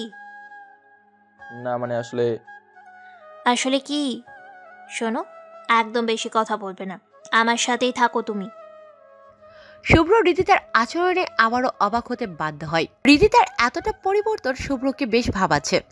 আজ সকালেও কত কিছু করেছে রিদিতা, কটু কথা শুনিয়ে চোখের সামনে থেকে দূর হয়ে যেতে বলেছে, কিন্তু এখন একটুখানি সরে দাঁড়ানোর কারণে রিদিতা তাকে জোর করে কাছে এনে দাঁড় করিয়েছে। শুভ্রর কাছে আশ্চর্য লাগছে সকালে রিদিতা আর এখানে রিদিতার মধ্যে হিসেব মিলাতে। শুভ্র চুপ করে দাঁড়িয়ে আছে, আর রিদিতা শুভ্রকে সাথে নিয়েই মানুষজনদের সাথে ছবি তোলে। শুভ্রর মন প্রচণ্ড খুশি রিদিতার আচরণে। ছবি তোলা শেষ হলে রিদিতা শুভ্রকে নিয়ে গাড়িতে উঠে পড়ে। আগের ন্যায় শুভ্র পাশের সিটে বসে আছে, আর রিদিতা গাড়ি ড্রাইভ করে শুভ্রকে অফিসের সামনে এনে নামিয়ে দেয়, কারণ অফিসের সামনে শুভ্রর বাইক রেখে এসেছে। না হলে হয়তো রিদিতা শুভ্রকে নিজেই বাড়ি পৌঁছে দিত। রিদিতা শুভ্রকে অফিসের সামনে নামিয়ে দিয়ে সুন্দরভাবে বিদায় নিয়ে চলে যায়। শুভ্র নিজের বাইক স্টার্ট করে বাড়িতে চলে আসে। তবে বাড়িতে পৌঁছানোর পরপরই রাবেয়া খাতুন শুভ্রকে বলে, কিরে শুভ্র, আজ এত দেরি করলি যে? অন্যদিন তো আরও আগে অফিস থেকে বাড়ি চলে আসিস, আজ এত দেরি হলো কেন তোর? মা আসলে আজকে অফিস ছুটির পর হুট করে দেখি রিতা আমার অফিসের সামনে দাঁড়িয়ে আছে। পরে সে আমাকে সঙ্গে করে একটা রেস্টুরেন্টে নিয়ে গেছিলো, এই কারণেই দেরি হয়ে গিয়েছে। বা, বৌমার তো দেখছি আমার ছেলের প্রতি বেশ ভালোবাসা জন্মে গেছে। দেখেছিস, বলেছিলাম না সময়ের সাথে সাথে সব পাল্টে যাবে, প্রমাণ পেলি তো এখন। হ্যাঁ মা। আচ্ছা শোন, এখন গিয়ে ফ্রেশ হয়ে আয়। তুই আসবে বলে আমি সেই কত আগে থেকে চুলায় চায়ের লিকার করে রেখেছি। আচ্ছা মা, আমি ফ্রেশ হয়ে আসছি। শুভ্র ফ্রেশ হতে চলে যায়। ঠিক দুদিন পর শুভ্র যথারীতি অফিস শেষ করে বাড়ি ফিরলে রাবেয়া খাতুন শুভ্রকে বলে, শোন, সন্ধ্যা 7টার সময় রেডি হয়ে থাকিস। কেন মা? রিদিতা মা আমাকে ফোন করে বলেছে তোদের দুজনের বিয়ের শপিংয়ের জন্য পাঠাতে। তুই রেডি হয়ে থাকিস 7টার আগে। পরে করে রিদিতা গাড়ি নিয়ে আসবে আমাদের এখানে তোকে নিয়ে যেতে। ঠিক আছে। শুভ্র তার মায়ের কথা অনুযায়ী রেডি হয়ে থাকে। রিদিতা 7টার কিছু সময় পর গাড়ি নিয়ে এসে শুভ্রকে সাথে করে শপিংয়ে নিয়ে যায়। দুজনে কেনাকাটায় ব্যস্ত। রিদিতা এক দোকান থেকে শুভ্রর জন্য টুকটাক কিছু কেনাকাটা করে, কিন্তু কেনাকাটা শেষে দোকান থেকে বের হতেই রিদিতার এক লোকের সাথে দেখা হয়। লোকটাও একটা কোম্পানির মালিক। রিদিতা সেই লোকের কোম্পানির জন্য মাঝে মধ্যে কাজ করে। রিদিতার মতন সেই লোকটাও হয়তো কেনাকাটার জন্য শপিং মলে এসেছে, কিন্তু সেই লোক রিদিতাকে দেখে প্রশ্ন করে, রিদিতা, তুমি এখানে? জি স্যার, কিছু কেনাকাটার জন্য এসেছিলাম। ও আচ্ছা, কিন্তু তোমার সাথে এই লোকটাকে? রিদিতা দোটানায় পড়ে যায় কি উত্তর দেবে, কারণ সে আসলে শুভ্রর বিষয়ে তেমন কাউকে জানাতে চায় না। কারণ শুভ্র তার স্বামী, সেই বিষয়ে মানুষকে জানালে শুভ্র কি করে সেটা মানুষ জানতে চাইবে। আর রিদিতা যখন তাদের প্রশ্নের উত্তরে বলবে শুভ্র ছোটোখাটো একটা জব করে, তখন তার সম্মানে আঘাত লাগার একটা ব্যাপার স্যাপার আছে। তাই সে শুভ্রর বিষয়ে লুকিয়ে সেই লোকটাকে বলে, শুভ্রর কথা জানতে চাচ্ছেন? ও হচ্ছে আমার বডিগার্ড। রিদিতার কথা শুনে শুভ্র কিছুটা চমকে ওঠে, তবে সে কোনো প্রকার প্রতিক্রিয়া করে না, চুপচাপ হয়ে থাকে। কিন্তু রিদিতা যেই লোকটার কাছে শুভ্রর পরিচয় দিয়েছে, সেই লোকটা রিদিতার কথা শুনে মুখে বাঁকা একটা হাসি দিয়ে ও আচ্ছা বলে শুভ্রর মতন রিদিতাকেও চমকে দিয়ে আর কোনো কথাবার্তা ছাড়া সেখান থেকে চলে যায়। লোকটার এক বাঁকা হাসিতে রিদিতার ভেতরে অসংখ্য কৌতূহলের বীজ জন্ম নিয়ে নেয়। রিদিতার সাথে সাথে লোকটার অদ্ভুত হাসির পেছনের রহস্য জানতে মরিয়া হয়ে ওঠে। তবে জানার মতন কোনো অবকাশ নেই, কারণ লোকটা ইতিমধ্যে সেখান থেকে চলে গিয়েছে। রিদিতা বিষয়টা নিয়ে ভাবনায় অন্যমনস্ক হয়ে আছে। পাশ থেকে শুভ্র রিদিতার ধ্যান ফিরিয়ে এনে বলে, এত মনোযোগ সহকারে কি ভাবছেন আপনি? না মানে, সিয়াম স্যার হুট করে এই ধরনের অদ্ভুত আচরণ কেন করলো সেটাই ভাবছি। ওনার এই ধরনের বিহেভিয়ার এর আগে আমি আর কখনোই দেখিনি, আজ প্রথম দেখলাম। আমার কাছে ব্যাপারটা কেমন যেন অদ্ভুত লাগছে। আরে ছাড়ুন তো সব ভাবনা চিন্তা। উনি কী কারণে এরকম আচরণ করলো সেটা একমাত্র উনিই ভালো বলতে পারবেন। আপনি এই বিষয় নিয়ে টেনশন করা বাদ দিন, আর আমরা যেই কাজে এসেছি সেটাকে গুরুত্ব দিন। ঠিক বলেছো তুমি। আচ্ছা, কিছু মনে না করলে একটা কথা জানা ছিল আপনার কাছে। আরে কি মনে করবো আবার তোমার কথায়? তুমি কি বলবে একদম নিশ্চিন্তে বলো আমায়। আপনি ওই লোকটার কাছে আমাকে বডিগার্ড হিসেবে পরিচয় কেন দিয়েছেন? আমি তো আপনার বডিগার্ড নই। আপনার সাথে আমার বিয়ে হতে চলেছে, দুজনের মধ্যেকার সম্পর্ক তো স্বামী স্ত্রী হতে চলেছে। সেই অনুপাতে পরিচয় তো ফিউচার হাজব্যান্ড দেওয়ার কথা ছিল, কিন্তু আপনি তা না করে ওরকম উদ্ভট পরিচয় কেন দিয়েছেন আমার? শুভ্র, প্লিজ তুমি ওই বিষয়টা নিয়ে কিছু মনে করো না। হ্যাঁ, আমি মানি তোমাকে ওইভাবে পরিচয় করিয়ে দেওয়াটা আমার ঠিক হয়নি, কিন্তু কি করব বলো? আমার প্রেস্টিজের কারণে আমি তোমাকে ওইভাবে পরিচয় করিয়ে দিয়েছি। কারণ তোমার সাথে পার্টিতে যেদিন প্রথমবার আমি খারাপ আচরণ করেছিলাম, সেই দিন সিএম স্যারও ওই পার্টিতে ছিল। এখন যদি আমি তোমাকে ওনার কাছে নিজের হাজবেন্ড বলে পরিচয় দিতাম, তাহলে বিষয়টা আমার জন্য লজ্জাজনক হতো। তাই বাধ্য হয়েই বডিগার্ড বলে পরিচয় করিয়ে দিয়েছি। দেখুন, আপনার সমস্যাটা বুঝলাম, কিন্তু আপনাকে কিছু কথা বলি। কোনো স্বামী কিন্তু কখনো তার স্ত্রীর জন্য অমঙ্গলকর হয় না। একজন স্বামী যা করে তার সব কিছুর অর্ধেক কৃতিত্ব স্ত্রীকে দেওয়া হয়। সেখানে আপনার মনে হয়েছে আমার আসল পরিচয় দিলে আপনার সম্মান বা প্রেস্টিজ নষ্ট হবে, তা আপনি নিজের সম্মান রক্ষার্থে আমাকে বডিগার্ড বলে পরিচয় দিয়েছেন। কিন্তু আপনি কি কখনো ভেবে দেখেছেন আপনি নিজের সম্মান রক্ষা করার চক্করে আমার সম্মান নিচে নামিয়ে ফেলেছেন? আপনার ধারণা মতো তো নাও হতে পারতো, এমনটাও তো হতে পারতো আপনি নিজের থেকেও ছোট পজিশনের কাউকে বিয়ে করায় আপনার সম্মান আরও বেড়ে গেছে। মানুষ তো এটাও ভাবতে পারতো এই মেয়ে টাকা পয়সা দেখে কাউকে বিয়ে করেনি, এই মেয়ের মধ্যে লোভ লালসা বা অহংকার বলতে কিছু নেই, এই মেয়ের চিন্তাভাবনা বাকি সবার থেকে আলাদা বা উন্নত। না হয়তো ছোটোখাটো চাকরি করা একটা ছেলেকে সে কখনো নিজের সঙ্গী বানাতো না। কিন্তু না, আপনি নিজের ধারণা মতোই সব কিছু করে বসেছেন। আচ্ছা, ভবিষ্যতে এমন যদি হয় আপনি যেই মানুষটার কাছে আমাকে বডিগার্ড বলে পরিচয় দিয়েছেন, সেই মানুষটা যদি কখনো জানতে পারে আমি আপনার বিয়ে করার স্বামী, তাহলে তখন আপনার সম্মানটা কোথায় যাবে একবার ভেবেছেন? আর এমনটা হওয়া তো অস্বাভাবিক কিছু নয়।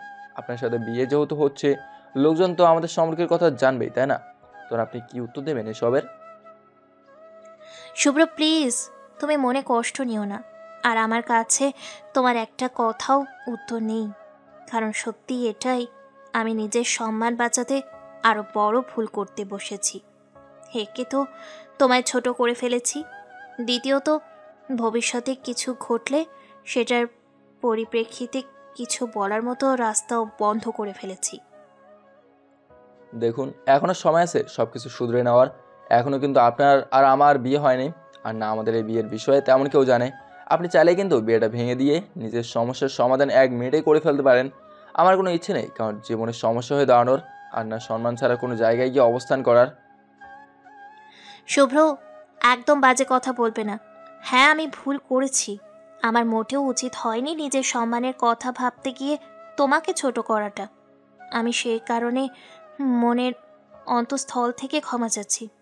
কিন্তু একটা কথা মাথায় রাখবে, আমি তোমাকে ছাড়া অন্য কাউকে বিয়ে করব না। আমি বিয়ে করলে তোমাকেই করব, তোমাকে কোনোভাবেই আমি ছাড়ব না।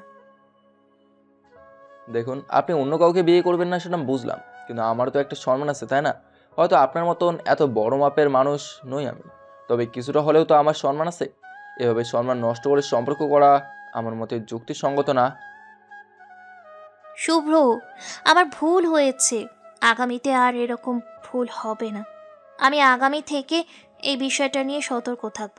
তবে তুমি প্লিজ বারবার বিয়ে ভাঙার কথা বলিও না, কারণ আমি তোমাকে ছাড়া অন্য কাউকে বিয়ে করতে পারবো না।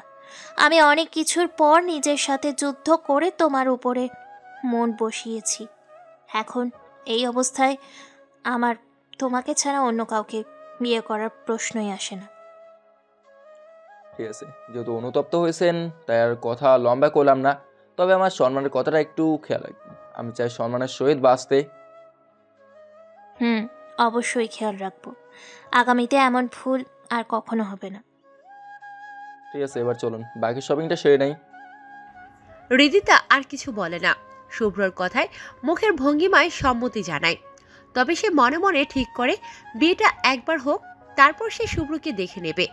কিছু হওয়ার মাত্রই বিয়ে ভেঙে দিতে বলার মজা সে শুভ্রকে বোঝাবে। এখন শুভ্রর যত বায়না আছে সে করুক, কিন্তু হৃদিতা তাকে এখন কিছুই বলবে না। একবার খালি বিয়েটা হয়ে যাক, এরপর সে সমস্ত প্রতিশোধ তুলবে শুভ্রর ওপরে। হৃদিতা এসব ভাবতে ভাবতে শুভ্রকে নিয়ে শপিং করায় মনোযোগী হয়। দুজনে মিলে বিয়ের কেনাকাটা শেষ করে রাত 10টা বেজে যায়। কেনাকাটা শেষ করতে করতে হৃদিতা নিজের গাড়িতে করেই শুভ্রকে নিজের বাড়িতে নামিয়ে দেয়। সেও নিজের বাড়িতে চলে যায়। এদিকে শুভ্র বাসায় ফিরে খাওয়া দাওয়া করে শুয়ে পড়েছে। বিছানায় শুয়ে শুয়ে শুভ্র হৃদিতার সম্বন্ধে ভাবছে। হৃদিতা কেমন যেন অদ্ভুত রকমের একটা মেয়ে। হুট করেই কেমন অদ্ভুত আচরণ করে, আবার হুট করেই অনেক বেশি পজিটিভ হয়ে যায়। হৃদিতার মতিগতি শুভ্র কিছুই বুঝে উঠতে পারছে না। এমন মেয়ের সাথে সে সংসার করবে কিভাবে সেটাই ভাবছে শুভ্র। শুভ্রর ইচ্ছে করে সম্পর্কটাকে এখানেই সমাপ্তি করে দিতে। হয়তো তার হাতে সবকিছু নেই, তবে সে চাইলে বিয়েটা ভেঙে দেওয়া বেশি একটা কষ্টের হবে না। কিন্তু হৃদিতার মাঝে মধ্যে কথাবার্তায় শুভ্রের এমন সিদ্ধান্তটা তার কাছে ভুল মনে হয়। আজকে হুট করেই বডিগার্ড বানিয়ে দিল, এরপর আবার নিজেই অনুশোচনায় ভুগছে। শুভ্রর কাছে ক্ষমা চাচ্ছে। মাঝে মধ্যে হৃদিতার আচরণে শুভ্রর মন বিষাক্ত হয়ে যায়, আবার মাঝে মধ্যে হৃদিতার আচরণে শুভ্রর তাকে অনেক বেশি ভালো লাগতে শুরু করে। শুভ্র আসলে বুঝে উঠতে পারছে না কি ঘটতে চলেছে তার জীবনে। আর হৃদিতা তার সাথে বর্তমানে যেই ভালো আচরণগুলো করছে সেসব কি আসলে মন থেকে করছে, না এর পিছনে কোনো উদ্দেশ্য আছে, সেটা নিয়ে শুভ্র পুরোপুরি পরিষ্কার হতে পারছে না। মনের ভিতরটা এসব নিয়ে কৌতূহলী হয়ে উঠেছে শুভ্রর। এসব নিয়ে ভাবতে ভাবতে শুভ্রর মাথায় আচমকা একটা দুষ্টুমি বুদ্ধি চেপে বসে। শুভ্রর সাথে সাথে সমস্ত ভাবনা চিন্তা বাদ দিয়ে কাজে লেগে পড়ে। কিছু সময়ের মধ্যে নিজের কাজ সম্পন্ন করে ঘুমিয়ে পড়ে। পরদিন শুভ্র অফিসে বসে বসে কাজ করছে। হুট করে শুভ্রর কেবিনে হৃদিতার আগমন ঘটে। শুভ্র হৃদিতাকে এভাবে তার কেবিনে দেখে ভ্যাবাচেকা খেয়ে যায়। বেশি ভ্যাবাচেকা খায় হৃদিতার পোশাক দেখে। হৃদিতা শাড়ি পরে এসেছে, তবে হৃদিতার চেহারার দিকে তাকাতে শুভ্রর কেমন যেন একটা সন্দেহ হয়। শাড়িতে হৃদিতাকে অমায়িক সুন্দর লাগছে, তবে চেহারার কন্ডিশন দেখে শুভ্রর অন্য কিছু মনে হচ্ছে। শুভ্র সাথে সাথেই অনুমান লাগিয়ে ফেলে কিছু একটা তো সমস্যা হয়েছে। শুভ্র কি হয়েছে সেটা জানতে স্বাভাবিকভাবে হৃদিতাকে বলে, আপনি হঠাৎ এখানে? আর আপনার কি হয়েছে? এত সুন্দর করে সাজগোজ করেছেন, কিন্তু চেয়ারের এমন অবস্থা কেন? দেখে তো মনে হচ্ছে কিছু একটা হয়েছে। তোমাকে আমার সাথে একটা জায়গায় যেতে হবে। তুমি কিছু সময়ের জন্য আমার সাথে একটা জায়গায় চলো, পরেই জানতে পারবে কি হয়েছে। দেখুন, আমার পক্ষে তো এখন কোথাও যাওয়া সম্ভব নয়। ইদানিং বেশ কয়েকবার অফিস টাইমে নিজের কাজে এদিক সেদিক গিয়েছি আমি। রোজ রোজ আমার ব্যক্তিগত কারণে আমি যদি এদিক সেদিক যাই তাহলে আহানা ব্যাপারটা সুদৃষ্টিতে দেখবে না। তোমার এত সব নিয়ে ভাবতে হবে না। আমি অফিসে এসে আগেই আহানাপের সাথে কথা বলেছি, সে কোনো আপত্তি করেনি আমার সাথে তোমাকে নিয়ে যাওয়া নিয়ে। এখন চলো তুমি আমার সাথে। শুভ্র আর কিছু বলে না। হৃদিতার কথা মতন তার সাথে চলে যায়। হৃদিতা শুভ্রকে গাড়িতে করে একটা হোটেলে নিয়ে যায়। শুভ্র কিছুটা চমকে ওঠে হৃদিতা তাকে হোটেলে নিয়ে আসায়। শুভ্র গাড়ি থেকে নেমে সাথে সাথে হৃদিতাকে বলে, আপনি হঠাৎ আমাকে এখানে কেন নিয়ে এসেছেন? ভিতরে চলো, তাহলেই বুঝতে পারবে। এখন এত প্রশ্ন করো না। শুভ্র আর কিছু বলে না। রিদিতা শুভ্রকে হোটেলের মধ্যে নিয়ে গিয়ে একটা রুমের ভিতরে ঢুকিয়ে ভিতর থেকে দরজা আটকে দেয়। শুভ্রর চিন্তা হতে শুরু করেছে রিদিতার আচার আচরণে। আশ্চর্যের দৃষ্টিতে তাকিয়ে আছে রিদিতার দিকে শুভ্র। রিদিতা শুভ্রকে আরো অবাক করে দিয়ে বলে ওঠে, শরীর থেকে কাপড় খোলো আমার। রিদিতার কথা শুনে শুভ্রর পায়ের নিচের মাটি যেন সরে যাওয়ার উপক্রম হয়ে গেছে। শুভ্রর চোখের চাহনি আরো বড় বড় হয়ে গেছে। ড্যাব ড্যাব করে কথার কোনো উত্তর না দিয়ে রিদিতার দিকে তাকিয়ে আছে শুভ্র। শুভ্রর নীরবতায় রিদিতা রেগে যায়। চোখে মুখে রাগের ছাপ এনে আবারও বলে ওঠে, শুভ্র, তোকে কাপড় খুলতে বলেছি আমার শরীর থেকে। কথা কি মাথায় ঢুকছে না তোর? আজকে তুই আমার শরীর যেইভাবে ইচ্ছে ভোগ করবি। শুভ্র, আজকে আমার শরীর তোর জন্য পুরোপুরি উন্মুক্ত। আমিও দেখতে চাই তোর চাহিদা আজ কোথায় গিয়ে থামে। শুভ্র যেন পাথর হয়ে গেছে রিদিতার কথাবার্তা শুনে। শুভ্র বুঝে উঠতে পারছে না রিদিতা আসলে হয়েছেটা কি, তাই সে এবারও চুপ করে আছে। অপরদিকে রিদিতা শুভ্রর এবারও কোনো সারা শব্দ না পেয়ে চেঁচিয়ে বলে ওঠে, আমার কথা তোর কানে যাচ্ছে না তাই না? দাঁড়া, আমি করছি যা করার। রিদিতা শুভ্রকে কথাটা বলে শেষ করতে না করতেই বুকের উপর থেকে টান দিয়ে শাড়ির আঁচল সরিয়ে ফেলে। এরপর এক ধাক্কা দিয়ে শুভ্রকে হোটেল রুমের খাবারের উপরে ফেলে দেয়। শুভ্রর মাথা ভো ভো করে ঘুরছে রিদিতার আচরণে। শুভ্র বুঝতে চেষ্টা করছে রিদিতা হঠাৎ এমন পাগলামি কেন শুরু করেছে, কিন্তু রিদিতা শুভ্রকে কিছু বুঝে ওঠার সুযোগ না দিয়েই তার উপরে গিয়ে ঝাঁপিয়ে পড়ে। শুভ্র শরীর কাঁপতে শুরু করেছে, সেই সাথে কপালে ফোঁটা ফোঁটা ঘামের বিন্দু জমতে শুরু করেছে। শুভ্র তার এই জীবনে আগে কখনো এমন পরিস্থিতিতে পড়েনি। রিদিতার এমন পাগলামি দেখে শুভ্রর অবস্থা নাজেহাল হয়ে গিয়েছে। তবে শুভ্রের এই অবস্থা নিয়ে রিদিতার কোনো প্রতিক্রিয়া নেই। সে উল্টো আরও শুভ্রর বুকের উপরে বসে শুভ্রর ঠোঁটে এক দফা অত্যাচার চালায়। শুভ্রর অবস্থা অনেক করুণ। আজকে শুভ্র হাঁপিয়ে গেছে, বড় বড় করে শ্বাস নিচ্ছে শুভ্র, কিন্তু রিদিতার মধ্যে এক চিলতে পরিমাণও ক্লান্তির ভাব নেই। আজ যেন রিদিতা সবকিছুর জন্য পরিপূর্ণ প্রস্তুতি নিয়ে এসেছে। রিদিতা শুভ্রর ঠোঁটে এক দফা অত্যাচার চালানোর পর আগের ন্যায় শুভ্রর বুকের উপর উঠে বসে নিজের বুক থেকে বস্ত্র খুলতে শুরু করে। রিদিতার কর্মকাণ্ডে শুভ্রর চোখ যেন ছানা বড়া হয়ে গেছে। তাড়াতাড়ি করে রিদিতার পাঞ্জা থেকে নিজের হাতকে মুক্ত করে রিদিতার হাত ধরে বলে, কি করছেন আপনি এসব? কি করছি আবার? শরীর থেকে কাপড় খুলছি, আর তুই তো চোখে দেখতেই পাচ্ছিস আমি কি করছি। খামোখা প্রশ্ন করছিস কেন? না মানে আপনার হুট করে কি হয়েছে বলুন তো? কি হবে আবার? কিছুই হয়নি। হাত ছাড় আমার, আর আমাকে আমার কাজ করতে দে। না, আমি আপনার হাত ছাড়বো না। আপনি আমাকে বলেন কি হয়েছে। আপনি অকারণে তো এমন করছেন না, নিশ্চয়ই এর পিছনে তো কোনো না কোনো কারণ আছে। দেখ, হাত ছাড়তে বলেছি তোকে। হাত ছাড় তুই আমার। তোর সাথে আজকে মেলামেশা করেই আমি শান্ত হব। এই আপনি পাগল হয়ে গেছেন? কী সব বলছেন? হ্যাঁ, মাথা তো মনে হচ্ছে নষ্ট হয়ে গিয়েছে আপনার। হ্যাঁ, আমার মাথা নষ্ট হয়ে গিয়েছে। এবার হাত ছাড়, আর আমাকে বস্ত্র খুলতে দে শরীর থেকে। দেখুন, আপনার এমন করা কিন্তু মোটেও উচিত হচ্ছে না। আপনি পাগলামি বন্ধ করে আমার থেকে সরেন। হ্যাঁ, আমি করলেই পাগলামি, আর তুই করলে কিছুই না। আরে আজব, আমি কি করলাম আবার? কি করিসনি সেটা বল। গতকাল কেউ একজন আমায় কিছু ছবি মেল করেছে। সেই ছবির মধ্যে দেখলাম তুই আর অন্য একটা মেয়ে বেশ হাসি ঠাট্টা করে ছবি উঠিয়েছিস। তাও এবার একটা জায়গায় নয়, ভিন্ন ভিন্ন লোকেশনে তোদের অনেক ঘনিষ্ঠ ছবি দেখলাম। তুই আমাকে বিয়ে করবি, কিন্তু ফষ্টি নষ্টি করে বেড়াবি অন্য মেয়ের সাথে। এটা তো মানব না আমি। তোর যেহেতু এতই ইচ্ছে ফষ্টি নষ্টি করার, তাহলে তুই আমার সাথেই কর। আজকে তোর কত শখ আহ্লাদ আমি দেখব। তোর সাথে আজকে আমি উল্টা পাল্টা সমস্ত কিছুই করব। তোর যত চাহিদা আজকে তুই আমাকে দিয়ে সেটা মেটাবি। এবার হাত ছাড়। রিদিতার কথা শুনে শুভ্রর বুঝতে আর বাকি নেই আসল ঘটনা কোন জায়গায়। কারণ গতকাল রিদিতাকে ইমেলটা শুভ্রই করেছিল, আর সেটার কারণেই রিদিতা এখন পাগলামি করছে। শুভ্র রিদিতার পাগলামির বিষয়টা জানতে পারার পর হাসবে না কাঁদবে বুঝে উঠতে পারছে না। শুভ্রর আসলে উদ্দেশ্য বা মোটিভ ছিল ছবিগুলোর সাহায্যে হৃদিতাকে যাচাই করা। হৃদিতা তাকে যেভাবে ট্রিট করছে সেটা কি আসলে মন থেকে করছে, না এর পেছনে কোনো ভিন্ন মতলব আছে, সেটাই শুভ্র জানতে চেয়েছিল। যদি ভিন্ন কোনো মতলব থাকে তাহলে সেটা হৃদিতার হাবভাবেই সে টের পেয়ে যাবে, আর সে তখন সম্পর্কটার ইতি টেনে দেবে। তবে যদি ভিন্ন কোনো মতলব না থেকে মন থেকে সব করে তাহলে হৃদিতা অবশ্যই রিয়েক্ট করবে বিষয়টা নিয়ে, যেটা দেখি শুভ্র অনুমান করে ফেলতে পারবে আসল ঘটনা কি। কারণ মেয়েরা নাকি তার প্রিয় মানুষের সাথে অন্য কাউকে সহ্য করতে পারে না, তাই সে বিষয়টা যাচাই করতে এসব চাল চেলেছে। কিন্তু হৃদিতা যে এত বেশি হাইপার হয়ে যাবে বিষয়টা নিয়ে, সেটা শুভ্রর কখনোই কল্পনাতেও আসেনি। শুভ্র ভাবনায় পড়ে গেছে এখন সে কি করবে। অপরদিকে হৃদিতা শুভ্রকে চুপ করে থাকতে দেখে বলে ওঠে, কি রে, বোবার মতো চুপ করে আছিস কেন? এখন তোর মুখের বুলি কোথায় গিয়েছে? উত্তর দে আমার কথা।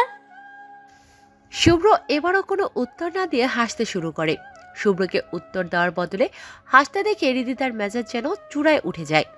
হৃদিতার তিক্ত মেজাজ নিয়ে শুভ্রকে বলে ওঠে, এই ছেলে, বেহায়ার মতো হাসছিস কি কারণে? কমন সেন্স নেই নাকি তোর? এক প্রশ্ন কয়বার করতে হয় তোকে? শুভ্র এবারও মুখে কিছু বলে না, তবে সে একদম চুপ করে থাকে না। হৃদিতার হাত ধরে এক টান দিয়ে হৃদিতাকে নিজের কাছে টেনে নেয়। এরপর হৃদিতার কপালে 2 ঠোঁট ছুঁয়ে চুমু এঁকে দিয়ে তাকে বুকের সাথে জড়িয়ে ধরে বলে, আরে পাগল শোনেন, ছবিগুলো আমি আপনাকে দিয়েছিলাম শুধুমাত্র আপনাকে পরীক্ষা করতে। আমার একটা বিষয় নিয়ে ডাউট ছিল, আপনি কি সত্যি মন থেকে আমার সাথে সুন্দর ব্যবহার করেন না অন্য কারণে করেন, সেটা যাচাই করার জন্যই ছবিগুলো দেওয়া। এখন আমার ডাউট ক্লিয়ার হয়ে গেছে। আর আপনি যার সাথে আমার ছবি দেখেছেন সে শুধুমাত্র আমার একজন ভালো ফ্রেন্ড, আমার সাথে তার কোনো প্রকার বাজে সম্পর্ক নেই। আর বর্তমানে সে বিবাহিত। আমরা প্রায় অনেক জায়গায় ঘুরতে যেতাম আর তখনই টুকটাক ছবি তুলতাম, আর আমরা ফ্রেন্ড হিসেবে একটু কাছাকাছি দাঁড়িয়ে ছবি তুলতাম, এর বাইরে আর কোনো কিছু নয়। শুভ্রর কথা শুনে হৃদিতার যেন স্বস্তি ফিরে আসে, সেই সাথে তিক্ত মেজাজও কমতে শুরু করে। কিছু সময়ের মধ্যে হৃদিতার মেজাজ পুরোপুরি ঠান্ডা হয়ে যায়। আলতো করে হৃদিতাও শুভ্রকে জড়িয়ে ধরে বলে, যাক, সত্যিটা শুনে আমার রাগ কমে গিয়েছে। তবে যতই ভালো বন্ধু হোক, পরক্ষণে কখনো কারোর সাথে এভাবে আর ছবি তুলবে না। আচ্ছা ঠিক আছে, কথাটা মাথায় রাখবো। এবার চলেন ওঠা যাক, কারণ মানুষজন কি না কি মনে করে এখানে এভাবে আমাদের দেখলে। আর আমারও অফিস আছে। ঠিক আছে, চলো। তবে তুমি চাইলে কিন্তু নিজের ইচ্ছা মেটাতে পারো। না, এসবের প্রয়োজন নেই কোনো। বিয়ের পর অঢেল সময় পড়ে থাকবে আপনাকে কাছে টানার। ঠিক আছে, তাহলে চলো। হুম। দুজনে বিছানা থেকে উঠে হোটেল থেকে বেরিয়ে যায়। কিন্তু বিপত্তি বাদে হোটেল থেকে বের হতেই কয়েকজন সাংবাদিক ক্যামেরা হাতে হোটেলের সামনে দাঁড়িয়ে আছে। তারা কিভাবে যেন খবর পেয়েছে হৃদিতা এই হোটেলে উঠেছে। হৃদিতা আর শুভ্র হোটেল থেকে বের হওয়া মাত্রই সাংবাদিকরা তাদের ছবি তুলে উল্টাপাল্টা নিউজ তৈরি করতে শুরু করে। শুভ্র আসলে সেই ভয়টাই পেয়েছে, সেটাই সত্যিকার রূপ ধারণ করেছে। সাংবাদিকরা নিউজ রেকর্ড করতে করতে বলছে হৃদিতা নামক মডেলকে অমুক হোটেল থেকে কোনো এক ছেলের সাথে বের হতে দেখতে পাওয়া গেছে। হৃদিতার চরম মাত্রায় রাগ উঠে যায়। শুভ্ররও চরম রাগ উঠেছে। কিন্তু সেই সাংবাদিকদের মধ্যে শুভ্রর এক পরিচিত বন্ধু ছিল। শুভ্র সেই বন্ধু শুভ্রকে দেখেনি, কিন্তু শুভ্র তাকে দেখা মাত্রই তার কাছে গিয়ে বলে, এসব আজে বাজে নিউজ করা সবাইকে বলতে বন্ধ কর। শুভ্রর সেই বন্ধু শুভ্রর কথা মতন সবার নিউজ করা থামায় এবং যাদের ক্যামেরায় যা যা রেকর্ড ছিল সব ডিলিট করায়। সমস্ত ঝামেলা মিটে গেলে শুভ্র হৃদিতাকে নিয়ে সেখান থেকে চলে আসে। শুভ্র অফিসে ফিরে এসে কাজ করছে, আর হৃদিতাও নিজের অফিসে চলে গিয়েছে। বিকেলবেলায় শুভ্র অফিস শেষ করে বাড়ি চলে যায়। শুভ্র অফিস থেকে ফিরে চা খেয়ে বন্ধুদের সাথে রোজকার রুটিনে থাকা আড্ডায় চলে যায়। বন্ধুদের সাথে বসে বসে আড্ডা দিচ্ছে শুভ্র। কিছুক্ষণ আড্ডা দেওয়ার পর আড্ডা চলাকালীন সময়ে শুভ্রর ফোন বাজতে শুরু করে। শুভ্রর মা ফোন দিয়েছে শুভ্রকে। শুভ্র একটু সাইডে সরে যায় কথা বলার জন্য। শুভ্র এক সাইডে গিয়ে ফোন রিসিভ করার পর রাবেয়া খাতুন বলে, কিরে, তুই চা খেয়ে কোন ফাঁকে বেরিয়ে গেছিস? কেন মা, কি হয়েছে? আরে, তোকে নিয়ে আমার একটা জায়গায় যাওয়ার কথা ছিল। কোথায় মা?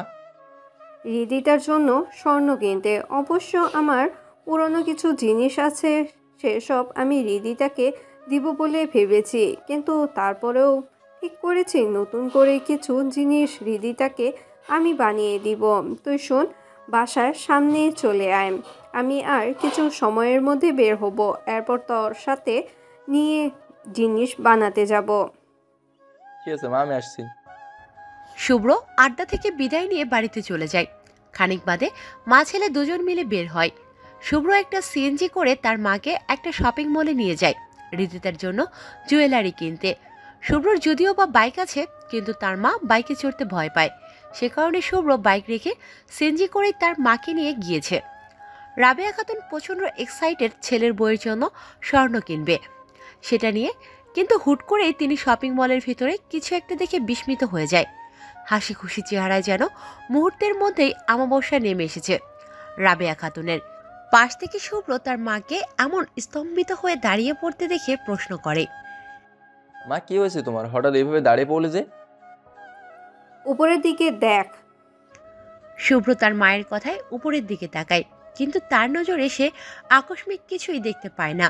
শুভ্র আবারও তার মায়ের কাছে প্রশ্ন করে, মা কি হয়েছে বলো তো, আমি তো কিছুই দেখতে পেলাম না।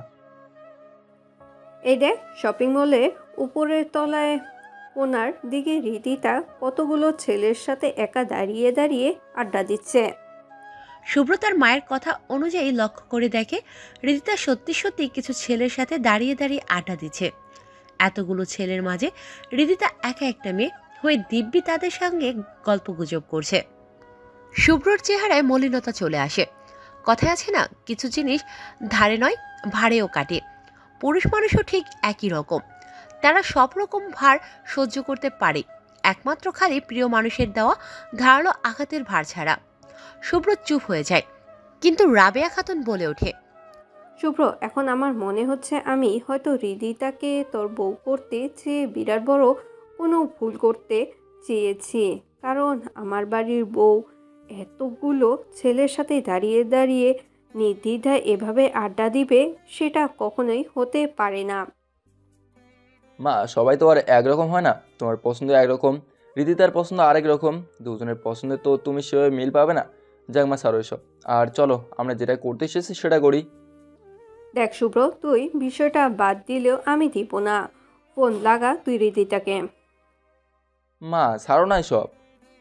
শুভ্র, বেশি কথা বলিস না, আমি যেটা করতে বলেছি তুই সেটাই কর। শুভ্র বাধ্য হয়ে ফোন লাগায় রিদিতাকে। রিদিতা ফোন রিসিভ করা মাত্রই শুভ্র ফোনটা তার মায়ের হাতে দেয়। রাবেয়া খাতুন শুভ্রর হাত থেকে ফোনটা নিয়ে রিদিতাকে বলে, হৃদিতা, আমি শুভ্রর মা বলছি। তুমি বর্তমানে যে শপিং মলে দাঁড়িয়ে আছো, আমি ঠিক তার নিচতলায় দাঁড়িয়ে আছি শুভ্রর সাথে। আমি অবশ্য তোমাকে দেখতেও পাচ্ছি। তুমি একটু আড্ডা থামিয়ে নিচতলায় আসো, তোমার সাথে আমার কিছু কথা আছে। ঠিক আছে আন্টি। রিদিতা শুভ্রর মায়ের কথা মতন আড্ডা থামিয়ে তাড়াতাড়ি করে নিচে এসে শুভ্রর মায়ের সাথে দেখা করে বলে, আন্টি, আপনারা হঠাৎ এখানে? এসেছিলাম একটা কাজে, কিন্তু তোমায় দেখে ডাক দিয়েছি কিছু কথা বলার জন্য। জি আন্টি, বলেন। হৃদিতা, তুমি মডেল, সেটা আমার অজানা নয়। একজন মডেলের পেশা কি হতে পারে সেটা সম্পর্কে আমার বেশ ভালো ধারণা আছে, সুতরাং তোমার কাজকর্ম সম্পর্কে আমি ভালোভাবে অবগত। তোমার কাজের খাতিরে বিভিন্ন মানুষজনের সাথে কথাবার্তা বা উঠা বসা হবে, সেটাই স্বাভাবিক। আমার সেসব নিয়ে কোনো প্রকার আপত্তি নেই, কিন্তু এতগুলো ছেলের মাঝে এভাবে দাঁড়িয়ে দাঁড়িয়ে আড্ডা দেওয়া নিয়ে আমার অমত বা আপত্তি আছে। কাজের খাতিরে সব মানা যায়, কিন্তু অকারণে এভাবে ছেলেদের সাথে আড্ডা দেওয়াটা কোনোভাবেই মানা যায় না। আন্টি, আমার আসলে বুঝে আসেনি বিষয়টা আপনার খারাপ লাগবে। আসলে আমিও এসেছিলাম কাজে, কিন্তু হুট করেই তাদের সাথে দেখা হওয়ায় তারা আমার সাথে কথাবার্তা বলে, আর আমিও টুকটাক একটু বলতে শুরু করি। তবে আগামীতে আমি খেয়াল রাখবো। দেখো হৃদিতা, মেয়েদের একটা সীমাবদ্ধতা আছে, মেয়েরা যা ইচ্ছে তা করতে পারে না। তবে তোমার বেলায় কিছুটা ছাড় দিতে হবে, কারণ তুমি মডেলিং করো, কিন্তু একেবারে সীমা অতিক্রম করে ফেলাটা মোটেও ঠিক না। এছাড়া একটা জিনিস হিসেব করে দেখো, শুভ্র যদি অনেকগুলো মেয়ের মাঝে একা দাঁড়িয়ে থাকে, তাদের সাথে গল্পগুজব করে, তাহলে কিন্তু স্ত্রী হিসাবে বিষয়টা তোমারও খারাপ লাগবে। তবে হ্যাঁ, বিয়ের আগে না হয় বিষয়টা এত জটিল করে না দেখলেও চলে। তবে তোমার এখন বিয়ে ঠিক হয়েছে শুভ্রর সাথে। শুভ্র এই বিষয়টা নিয়ে নিজের ভিতরে খারাপ লাগা কাজ করতেও পারে, তাই বিষয়টার দিকে তোমার একটু খেয়াল রাখা উচিত। আন্টি, আমি আসলে বুঝতে পারিনি, আর কখনো আমার এমন ভুল হবে না। ঠিক আছে, বিষয়টা খেয়াল রেখো। আর এখন আমাদের সাথে চলো। রিদিতা বাধ্য বৌমার মতন শুভ্রর মায়ের সাথে যায়। শুভ্রর মা রিদিতাকে নিয়ে একটা অলংকারের দোকানে প্রবেশ করে। রিদিতা কিছুটা কৌতূহলী হয়ে রাবেয়া খাতুন তাকে স্বর্ণের দোকানে নিয়ে আসায়। কৌতূহল মেটাতে শুভ্রর মায়ের কাছে প্রশ্ন করে সে। আন্টি, হঠাৎ অলংকারের দোকানে আমাকে নিয়ে আসলেন যে? বৌমা, আমরা এসেছিলাম তোমার জন্য স্বর্ণ বানাতে। ভাগ্যক্রমে তোমার সাথে আমাদের দেখা হয়ে গেছে, তাই তোমাকে সাথে করে নিয়ে এসেছি নিজের মন মতন হাতের জন্য জুয়েলারি পছন্দ করতে। আন্টি, খামোকা এসবের কী দরকার ছিল বলুন? আমার এইসব অলংকারের প্রতি তেমন কোনো ঝোঁক নেই। এই মেয়ে, একদম বেশি কথা বলবে না। আমার ছেলের বউ তুমি, তোমাকে নিয়ে আমাদের অনেক শখ আহ্লাদ আছে। আর তোমার ঝোঁক না থাকলেও আমাদের তো ঝোঁক আছে ছেলের বউকে সুন্দর কিছু গয়নাগাটি দিয়ে সাজানোর। এত সব নিজের পছন্দ মতন হাতের জন্য কোনো একটা ডিজাইন দেখো তুমি। রাবেয়া খাতুনের কথা শুনে রিদিতার মনে অন্যরকম এক ভালো লাগা কাজ করছে। একটু আগে রাবেয়া খাতুনের কথায় খারাপ লাগলেও এখন তার ভিতরে সত্যি আনন্দ হচ্ছে। শুভ্রর মায়ের কথা মতন মনে আনন্দ নিয়ে হাতের জন্য জুয়েলারি পছন্দ করে রিদিতা। তবে সেই জুয়েলারিটা রিদিতার পছন্দ করেছে সেটার দাম বেশি একটা নয়। রাবেয়া খাতুন রিদিতার এত কম দামি জুয়েলারি পছন্দ করা দেখে বলে। রিদিতা, না, তুমি আরেকটু ভালো দেখে জুয়েলারি পছন্দ করো। তুমি যেটা পছন্দ করেছো সেটার দাম তো মোটামুটি কম। তুমি আরেকটু দামি এবং ভালো দেখে জুয়েলারি পছন্দ করো। না আন্টি, আমার এটাই পছন্দ হয়েছে। অযথা বেশি টাকা নষ্ট করে দামি জুয়েলারি কেনার দরকার নেই। রিদিতা, তোমার বেশি কথা বলতে আগে না করেছি আমি। তুমি যে টাকা বেশি নষ্ট হবে দেখে দামি জুয়েলারি পছন্দ করনি সেটা আমার বুঝতে বাকি নেই। শোনো মা, তুমি আমার ছেলের বউ। তোমার জন্য খরচ করলে কখনোই সেটা অপচয়ের কাতারে পড়বে না। আর আমি যাই করেছি আমার পরিবারের একজন সদস্যর জন্যই করেছি, তাই একদম অমত করবে না তুমি। এখন বলো, তুমি আরও ভালো দেখে পছন্দ করবে, না আমি নিজেই তোমার জন্য জুয়েলারি দেখব? আন্টি, আপনিই দেখেন তাহলে। ঠিক আছে। রাবেয়া খাতুন নিজের পছন্দ মতন রিদিতার হাতের জন্য জুয়েলারি ক্রয় করে। রিদিতারও বেশ পছন্দ হয়েছে জুয়েলারিটা। জুয়েলারি কেনা শেষ, রাবেয়া খাতুন শুভ্রকে নিয়ে বাসায় চলে যায়। তবে অবাক করা বিষয় হচ্ছে শপিং মলে থাকা অবস্থায় শুভ্র একটা শব্দ কথা বলেনি রিদিতার সাথে। এমনকি দৃষ্টিও সরিয়ে রেখেছিল রিদিতার দিক থেকে। শুভ্রর এমন ধারা আচরণের পেছনে আসল রহস্য কি সেটা রিদিতার বুঝতে বাকি নেই। তাই সে বাসায় যাওয়ার খানিক বাদে শুভ্রকে ফোন দেয়। শুভ্র ফোন রিসিভ করার সাথে সাথেই রিদিতা শুভ্রকে বলে ওঠে। শুভ্র, তুমি আমার উপর রেগে আছো আড্ডা দেওয়ার বিষয়টা নিয়ে, তাই না? না, আমি রেগে নেই। শুভ্র, তুমি অস্বীকার করলেও তোমার আচরণে আমার বুঝতে বাকি নেই তুমি আমার উপরে রেগে আছো কি রেগে নেই। দেখো, আমার আসলে এত কিছু মাথায় আসেনি। আমি না আসলে আধুনিক চলাফেরায় অভ্যস্ত। বিয়ে করলে যে ছোট ছোট বিষয়গুলোতে খেয়াল রাখতে হয় সেটা আসলে আমি বুঝে উঠতে পারিনি। না হয়তো কখনোই তোমাকে কষ্ট দিতাম না। তোমার কাছে অনুরোধ, আমার না বুঝে করা আচরণটা ক্ষমা করার জন্য। শুভ্রর অভিমান কমে যায় রিদিতার কথায়। রিদিতার মতন মেয়ে ক্ষমা চাচ্ছে, তাও আবার এভাবে করে। তাকে তো ক্ষমা করতেই হয়। শুভ্র রিদিতার কথার উত্তরে বলে ওঠে। দেখুন, বিষয়টা নর্মাল। আমরাও জীবনে টুকটাক এমন করছি, বিশেষ করে স্টুডেন্ট জীবনে। দেখা গেছে 2-4 জন বান্ধবের মাঝে আমি একা বসে আড্ডা দিয়েছি। তবে যেহেতু এখন আমাদের বিয়ে হচ্ছে, সেক্ষেত্রে এইসব জিনিসগুলো মাথায় রেখে কাজ করা উচিত, কারণ নাহলে হয়তো অপর পাশের মানুষটা কষ্ট পেতে পারে। ঠিক আছে, খেয়াল রাখবো। এবার তো অভিমানটা কমাও। কমিয়েছি। শুভ্রর অভিমান কমে যাওয়ার পর কলে শুভ্র আরও কিছুটা সময় হৃদিতার সাথে কথাবার্তা বলে। সবকিছু ঠিকঠাক চলতে থাকে দুজনের মাঝে। সময় পেরিয়ে যায়, আর মাত্র 2 দিন বাকি আছে বিয়ের। 3 তারিখ শুভ্র আর হৃদিতার বিয়ে, আজ 1 তারিখ। আজকে শুভ্রর জয়েনিং ডেট হৃদিতার অফিসে। শুভ্র রেডি হয়ে হৃদিতার অফিসে চলে যায়। হৃদিতাও বাড়ি থেকে অফিসে চলে যায়। এখন হৃদিতা শুভ্রকে নিয়ে বসের সাথে দেখা করতে যাবে। হৃদিতা অফিসের বসকে শুভ্রর চাকরির বিষয়ে সবকিছু আগে থেকেই বলে রেখেছে। এখন শুধুমাত্র শুভ্রকে নিয়ে গিয়ে বসের সাথে পরিচয় করিয়ে দেওয়া বাকি। হৃদিতা শুভ্রকে নিয়ে কেবিনে চলে যায় অফিসে বসের সাথে পরিচয় করিয়ে দেওয়ার জন্য। কিন্তু হৃদিতা শুভ্রকে নিয়ে কেবিনে ঢোকার পরক্ষণেই অফিসের বস শুভ্রকে দেখে অদ্ভুতভাবে সোজা বসা থেকে দাঁড়িয়ে যায়। হৃদিতা তার বসের এইরকম অদ্ভুত আচরণ দেখে চমকে ওঠে। হুট করে শুভ্রকে দেখা মাত্র হৃদিতার বস এভাবে চমকে ওঠার কারণ যেন হৃদিতা কোনোভাবেই বুঝে উঠতে পারছে না। হৃদিতার কাছে সবকিছুই কেমন যেন তার মাথার উপর দিয়ে যাচ্ছে। চোখে মুখে আশ্চর্যের তকমা লেগে আছে হৃদিতার। অফিসের বস নিয়ান সাহেব হৃদিতাকে আরও তকমা লাগিয়ে দিয়ে শুভ্রকে বলে, হৃদিতার মাধ্যমে আগেই জানতে পেরেছি তোমার নাম শুভ্র। যাই হোক শুভ্র, তুমি চেয়ারে বসো। তুমি জানো শুভ্র, তোমার কত খোঁজ করেছি আমি। নিয়ান সাহেবের কথায় শুভ্র কিছু বলতে যাবে তার আগেই হৃদিতা বলে ওঠে, স্যার, আপনি শুভ্রকে দেখে এতটা এক্সাইটেড কেন হয়ে গেলেন? সেটার কারণটা কি জানতে পারি? নিশ্চয় জানতে পারো। আমি আর আমার মেয়ে একবার রোড অ্যাক্সিডেন্ট করেছিলাম, তখন এই শুভ্রই আমাদেরকে সাহায্য করেছিল। তৎক্ষণাৎ অ্যাম্বুলেন্স ডেকে আমাদেরকে সে নিজের হোন্ডা দিয়ে সামনে থেকে গাইড করে করে হসপিটালে নিয়ে গেছিল। না হয়তো সেদিন আমার মেয়েটা মারাই যেত। একমাত্র খালি শুভ্রর কারণেই বেঁচে গিয়েছে আমার মেয়ে। আমিও সেদিন পায়ে গুরুতর ব্যথা পেয়েছিলাম, তবে ভাগ্যিস তেমন কিছু হয়নি আমার। কিন্তু আমার মেয়ে বেঁচে যাওয়ার পিছনে শুভ্রর অনেক অবদান রয়েছে। এমনকি এই শুভ্র ইমার্জেন্সি রক্ত দিয়েছিল সেদিন।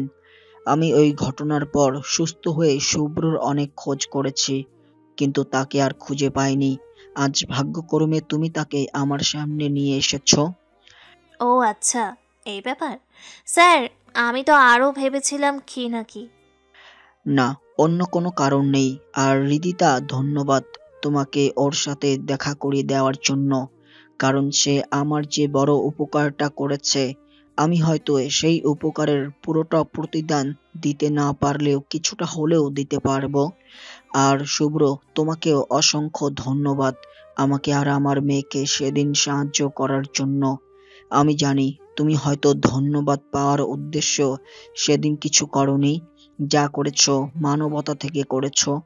তবে কৃতজ্ঞতা প্রকাশ করার জন্য তোমাকে ধন্যবাদ জানানোটা আমার জন্য বাধ্যতামূলক ছিল। সে কারণে তোমাকে ধন্যবাদ জানিয়েছি। তুমি এতে কিছু মনে করো না? না স্যার, আমি কিছু মনে করিনি। যাক, তাহলে তো ভালোই হলো। আর শুভ্র, তোমার চাকরি এমনিতেই কনফার্ম। হৃদিতা তোমার বিষয় নিয়ে সবকিছু আগে থেকেই করে রেখেছে আমার সাথে কথা বলে। তবে তোমার বেতনটা আমি বাড়িয়ে দিচ্ছি, 40,000 তোমার বেতন। হৃদিতা, তুমি শুভ্রকে নিয়ে গিয়ে ম্যানেজারের সাথে দেখা করিয়ে দাও, উনি শুভ্রকে কাজ বুঝিয়ে দেবে। ঠিক আছে স্যার। হৃদিতা বসের রুম থেকে বেরিয়ে শুভ্রকে ম্যানেজারের সাথে দেখা করিয়ে দেয়। ম্যানেজার শুভ্রকে তার কাজ বুঝিয়ে দেয়। শুভ্র ম্যানেজারের কথা মতন কাজ শুরু করে দেয়। প্রথম দিন মোটামুটি নতুন হিসেবে সে ভালোই নিজের কাজকে রপ্ত করে ফেলে। অফিস টাইম শেষ হওয়ার খানিকটা আগেই হৃদিতা শুভ্রর কাছে আসে। শুভ্র কাজ থামিয়ে হাসি মুখে হৃদিতাকে বলে, বা তুমি এখানে হঠাৎ? না মানে সরি, আসলে আপনি এখানে? কিছু মনে করবেন না প্লিজ, তুমি এটা নিজের অজান্তেই মুখ থেকে বেরিয়ে গেছে। আরে সমস্যা নেই, এত ফর্মালিটির আর দেখাতে হবে না। বয়সে তো তোমার ছোটই আমি, সুতরাং তুমি বলাটা তো কোনো দোষে নয়। এখন থেকে আর আপনি নয়, তুমি করেই বলবে। তুমি আমাকে। আচ্ছা ঠিক আছে, এবার বলো তুমি এখানে। এমনিতেই তোমার খবর নিতে এলাম। কাজ কেমন লাগছে তোমার? সব ঠিকঠাক বুঝতে পেরেছো তো? হ্যাঁ ভালোই লাগছে, আর সব কিছু মোটামুটি বুঝতে পেরেছি। যাক, ভালোই। এবার বলো, কখন ট্রিট দিচ্ছ আমাকে? কিসের ট্রিট? কিসের ট্রিট মানে? নতুন চাকরি হয়েছে, সেই সুবাদে ট্রিট পাও না তোমার কাছে আমার? ও আচ্ছা এই কথা। হুম, এবার বলো, ট্রিট কখন খাওয়াবে?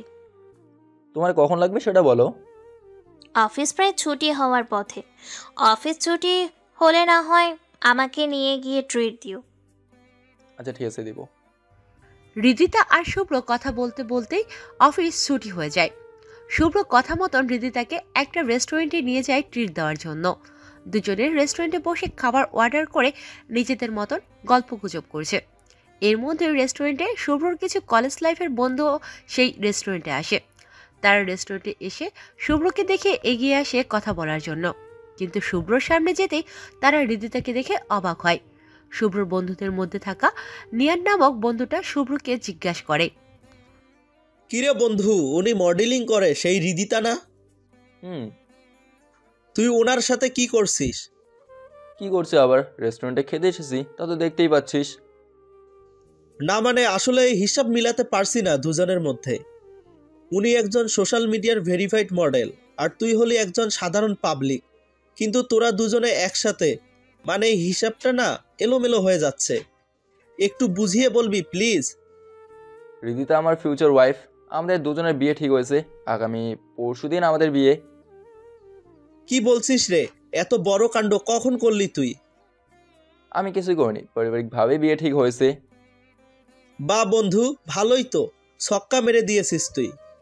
ছক্কা নাকি ফোর সেসব দিয়ে আর কাজ নেই, বিয়েতে চলে আসিস তোরা। যদিও বা এখন আমি নিজের বন্ধু বান্ধবদের মধ্যে কাউকে ইনভাইট করিনি, ভেবেছিলাম আগামীকাল সবাইকে জানাবো। তবে তোদের সাথে আজ দেখা হয়ে গেল, তাই তোদেরকে আজকে দাওয়াত দিয়ে দিলাম। ঠিক আছে, চলে আসবো। এবার পরিচয় করিয়ে দে ভাবির সাথে আমাদের। ঠিক আছে দিচ্ছি। শুভ্র হৃদিতার সাথে সবার পরিচয় করিয়ে দেয়। এরপর সবাই মিলেমিশে একই টেবিলে বসে। শুভ্রর বন্ধুরা খুশির সংবাদের কারণে শুভ্রর থেকে ট্রিট আদায় করে নেয়। সবার খাওয়ার পানির খরচটা শুভ্রর পকেট থেকেই ঝাড়ে। রেস্টুরেন্টে খাওয়া দাওয়া শেষ করে শুভ্র সবাইকে বিদায় দিয়ে হৃদিতার সাথে সেখান থেকে চলে আসে। আজ হৃদিতা শুভ্রর সাথে বাইকে করে রেস্টুরেন্টে এসেছে। এই প্রথমবারের মতন হৃদিতা শুভ্রর সাথে বাইকে সফর করেছে। শুভ্র নিজের বাইকে করেই হৃদিতাকে বাড়িতে পৌঁছে দিয়ে আসে। আজকে হৃদিতা শুভ্রর বাইকে চড়বে বলে ড্রাইভারকে শুভ্রর সাথে আসার পূর্বেই বলে দিয়েছে গাড়ি নিয়ে বাসায় চলে যেতে। ড্রাইভার হৃদিতার কথা অনুযায়ী গাড়ি নিয়ে বাসায় চলে গিয়েছে। শুভ্র হৃদিতাকে বাসায় পৌঁছে দিয়ে সেও বাসায় চলে আসে। দেখতে দেখতে বিয়ের দিন চলে আসে। বিয়ের আয়োজন শুরু হয়ে যায় দুই বাড়িতে। শুভ্রর আত্মীয় স্বজন এবং অনেক বন্ধু বান্ধবদের বিয়েতে ইনভাইট করা হয়। হৃদিতারও অনেক আত্মীয় স্বজনদের বিয়েতে ইনভাইট করা হয়েছে, কিন্তু হৃদিতা অফিসের কাউকেই ইনভাইট করেনি বিয়েতে। শুভ্রর কাছে ব্যাপারটা একটু অন্যরকম লাগে, তবে শুভ্র বিষয়টা স্বাভাবিকভাবে নেয়, কারণ হৃদিতা হয়তো লজ্জা পাচ্ছে বা শুভ্রর অবস্থা নিয়ে কেউ উল্টা সিধা বলতে পারে, সে কারণে হয়তো হৃদিতা অফিসের কাউকে বলেনি। শুভ্রর এমনটাই ভেবে নেয়। সুন্দরভাবে শুভ্র আর হৃদিতার বিয়েটা হয়ে যায়। বাসর রাতে হৃদিতা খাটের উপরে বসে আছে। শুভ্র কিছুক্ষণ পর বাসর ঘরে প্রবেশ করে খাটে উঠতে যাবে, তখনই হৃদিতা শুভ্রকে সজোরে এক ধাক্কা মারে। শুভ্র নিজের ব্যালেন্স হারিয়ে খাট থেকে ফ্লোরে পড়ে যায়। শুভ্র হৃদিতার এমন অদ্ভুত আচরণের সঠিক আগামাথা কিছুই বুঝে উঠতে পারছে না। তবে শুভ্রর একটুর জন্য মনে হয়েছে হৃদিতা হয়তো ফাজলামির বশে তাকে খাট থেকে ফেলে দিয়েছে। তাই সে হৃদিতার এমন অদ্ভুত আচরণের পরেও স্বাভাবিকভাবে হৃদিতাকে বলে, হৃদিতা, এটা কি করলে তুমি? কি করলাম এখনো বুঝে উঠতে পারিসনি? তোর যোগ্যতা দেখালাম তোকে। কোন সাহসে তুই আমার সাথে বাসর ঘরের খাটে উঠতে চাইছিস? মানে কি হৃদিতা এসবের? কিসের যোগ্যতার কথা বলছো তুমি? বাসর ঘরে বউয়ের সাথে খাটে উঠে বসতে আবার আলাদা করে সাহস লাগে নাকি?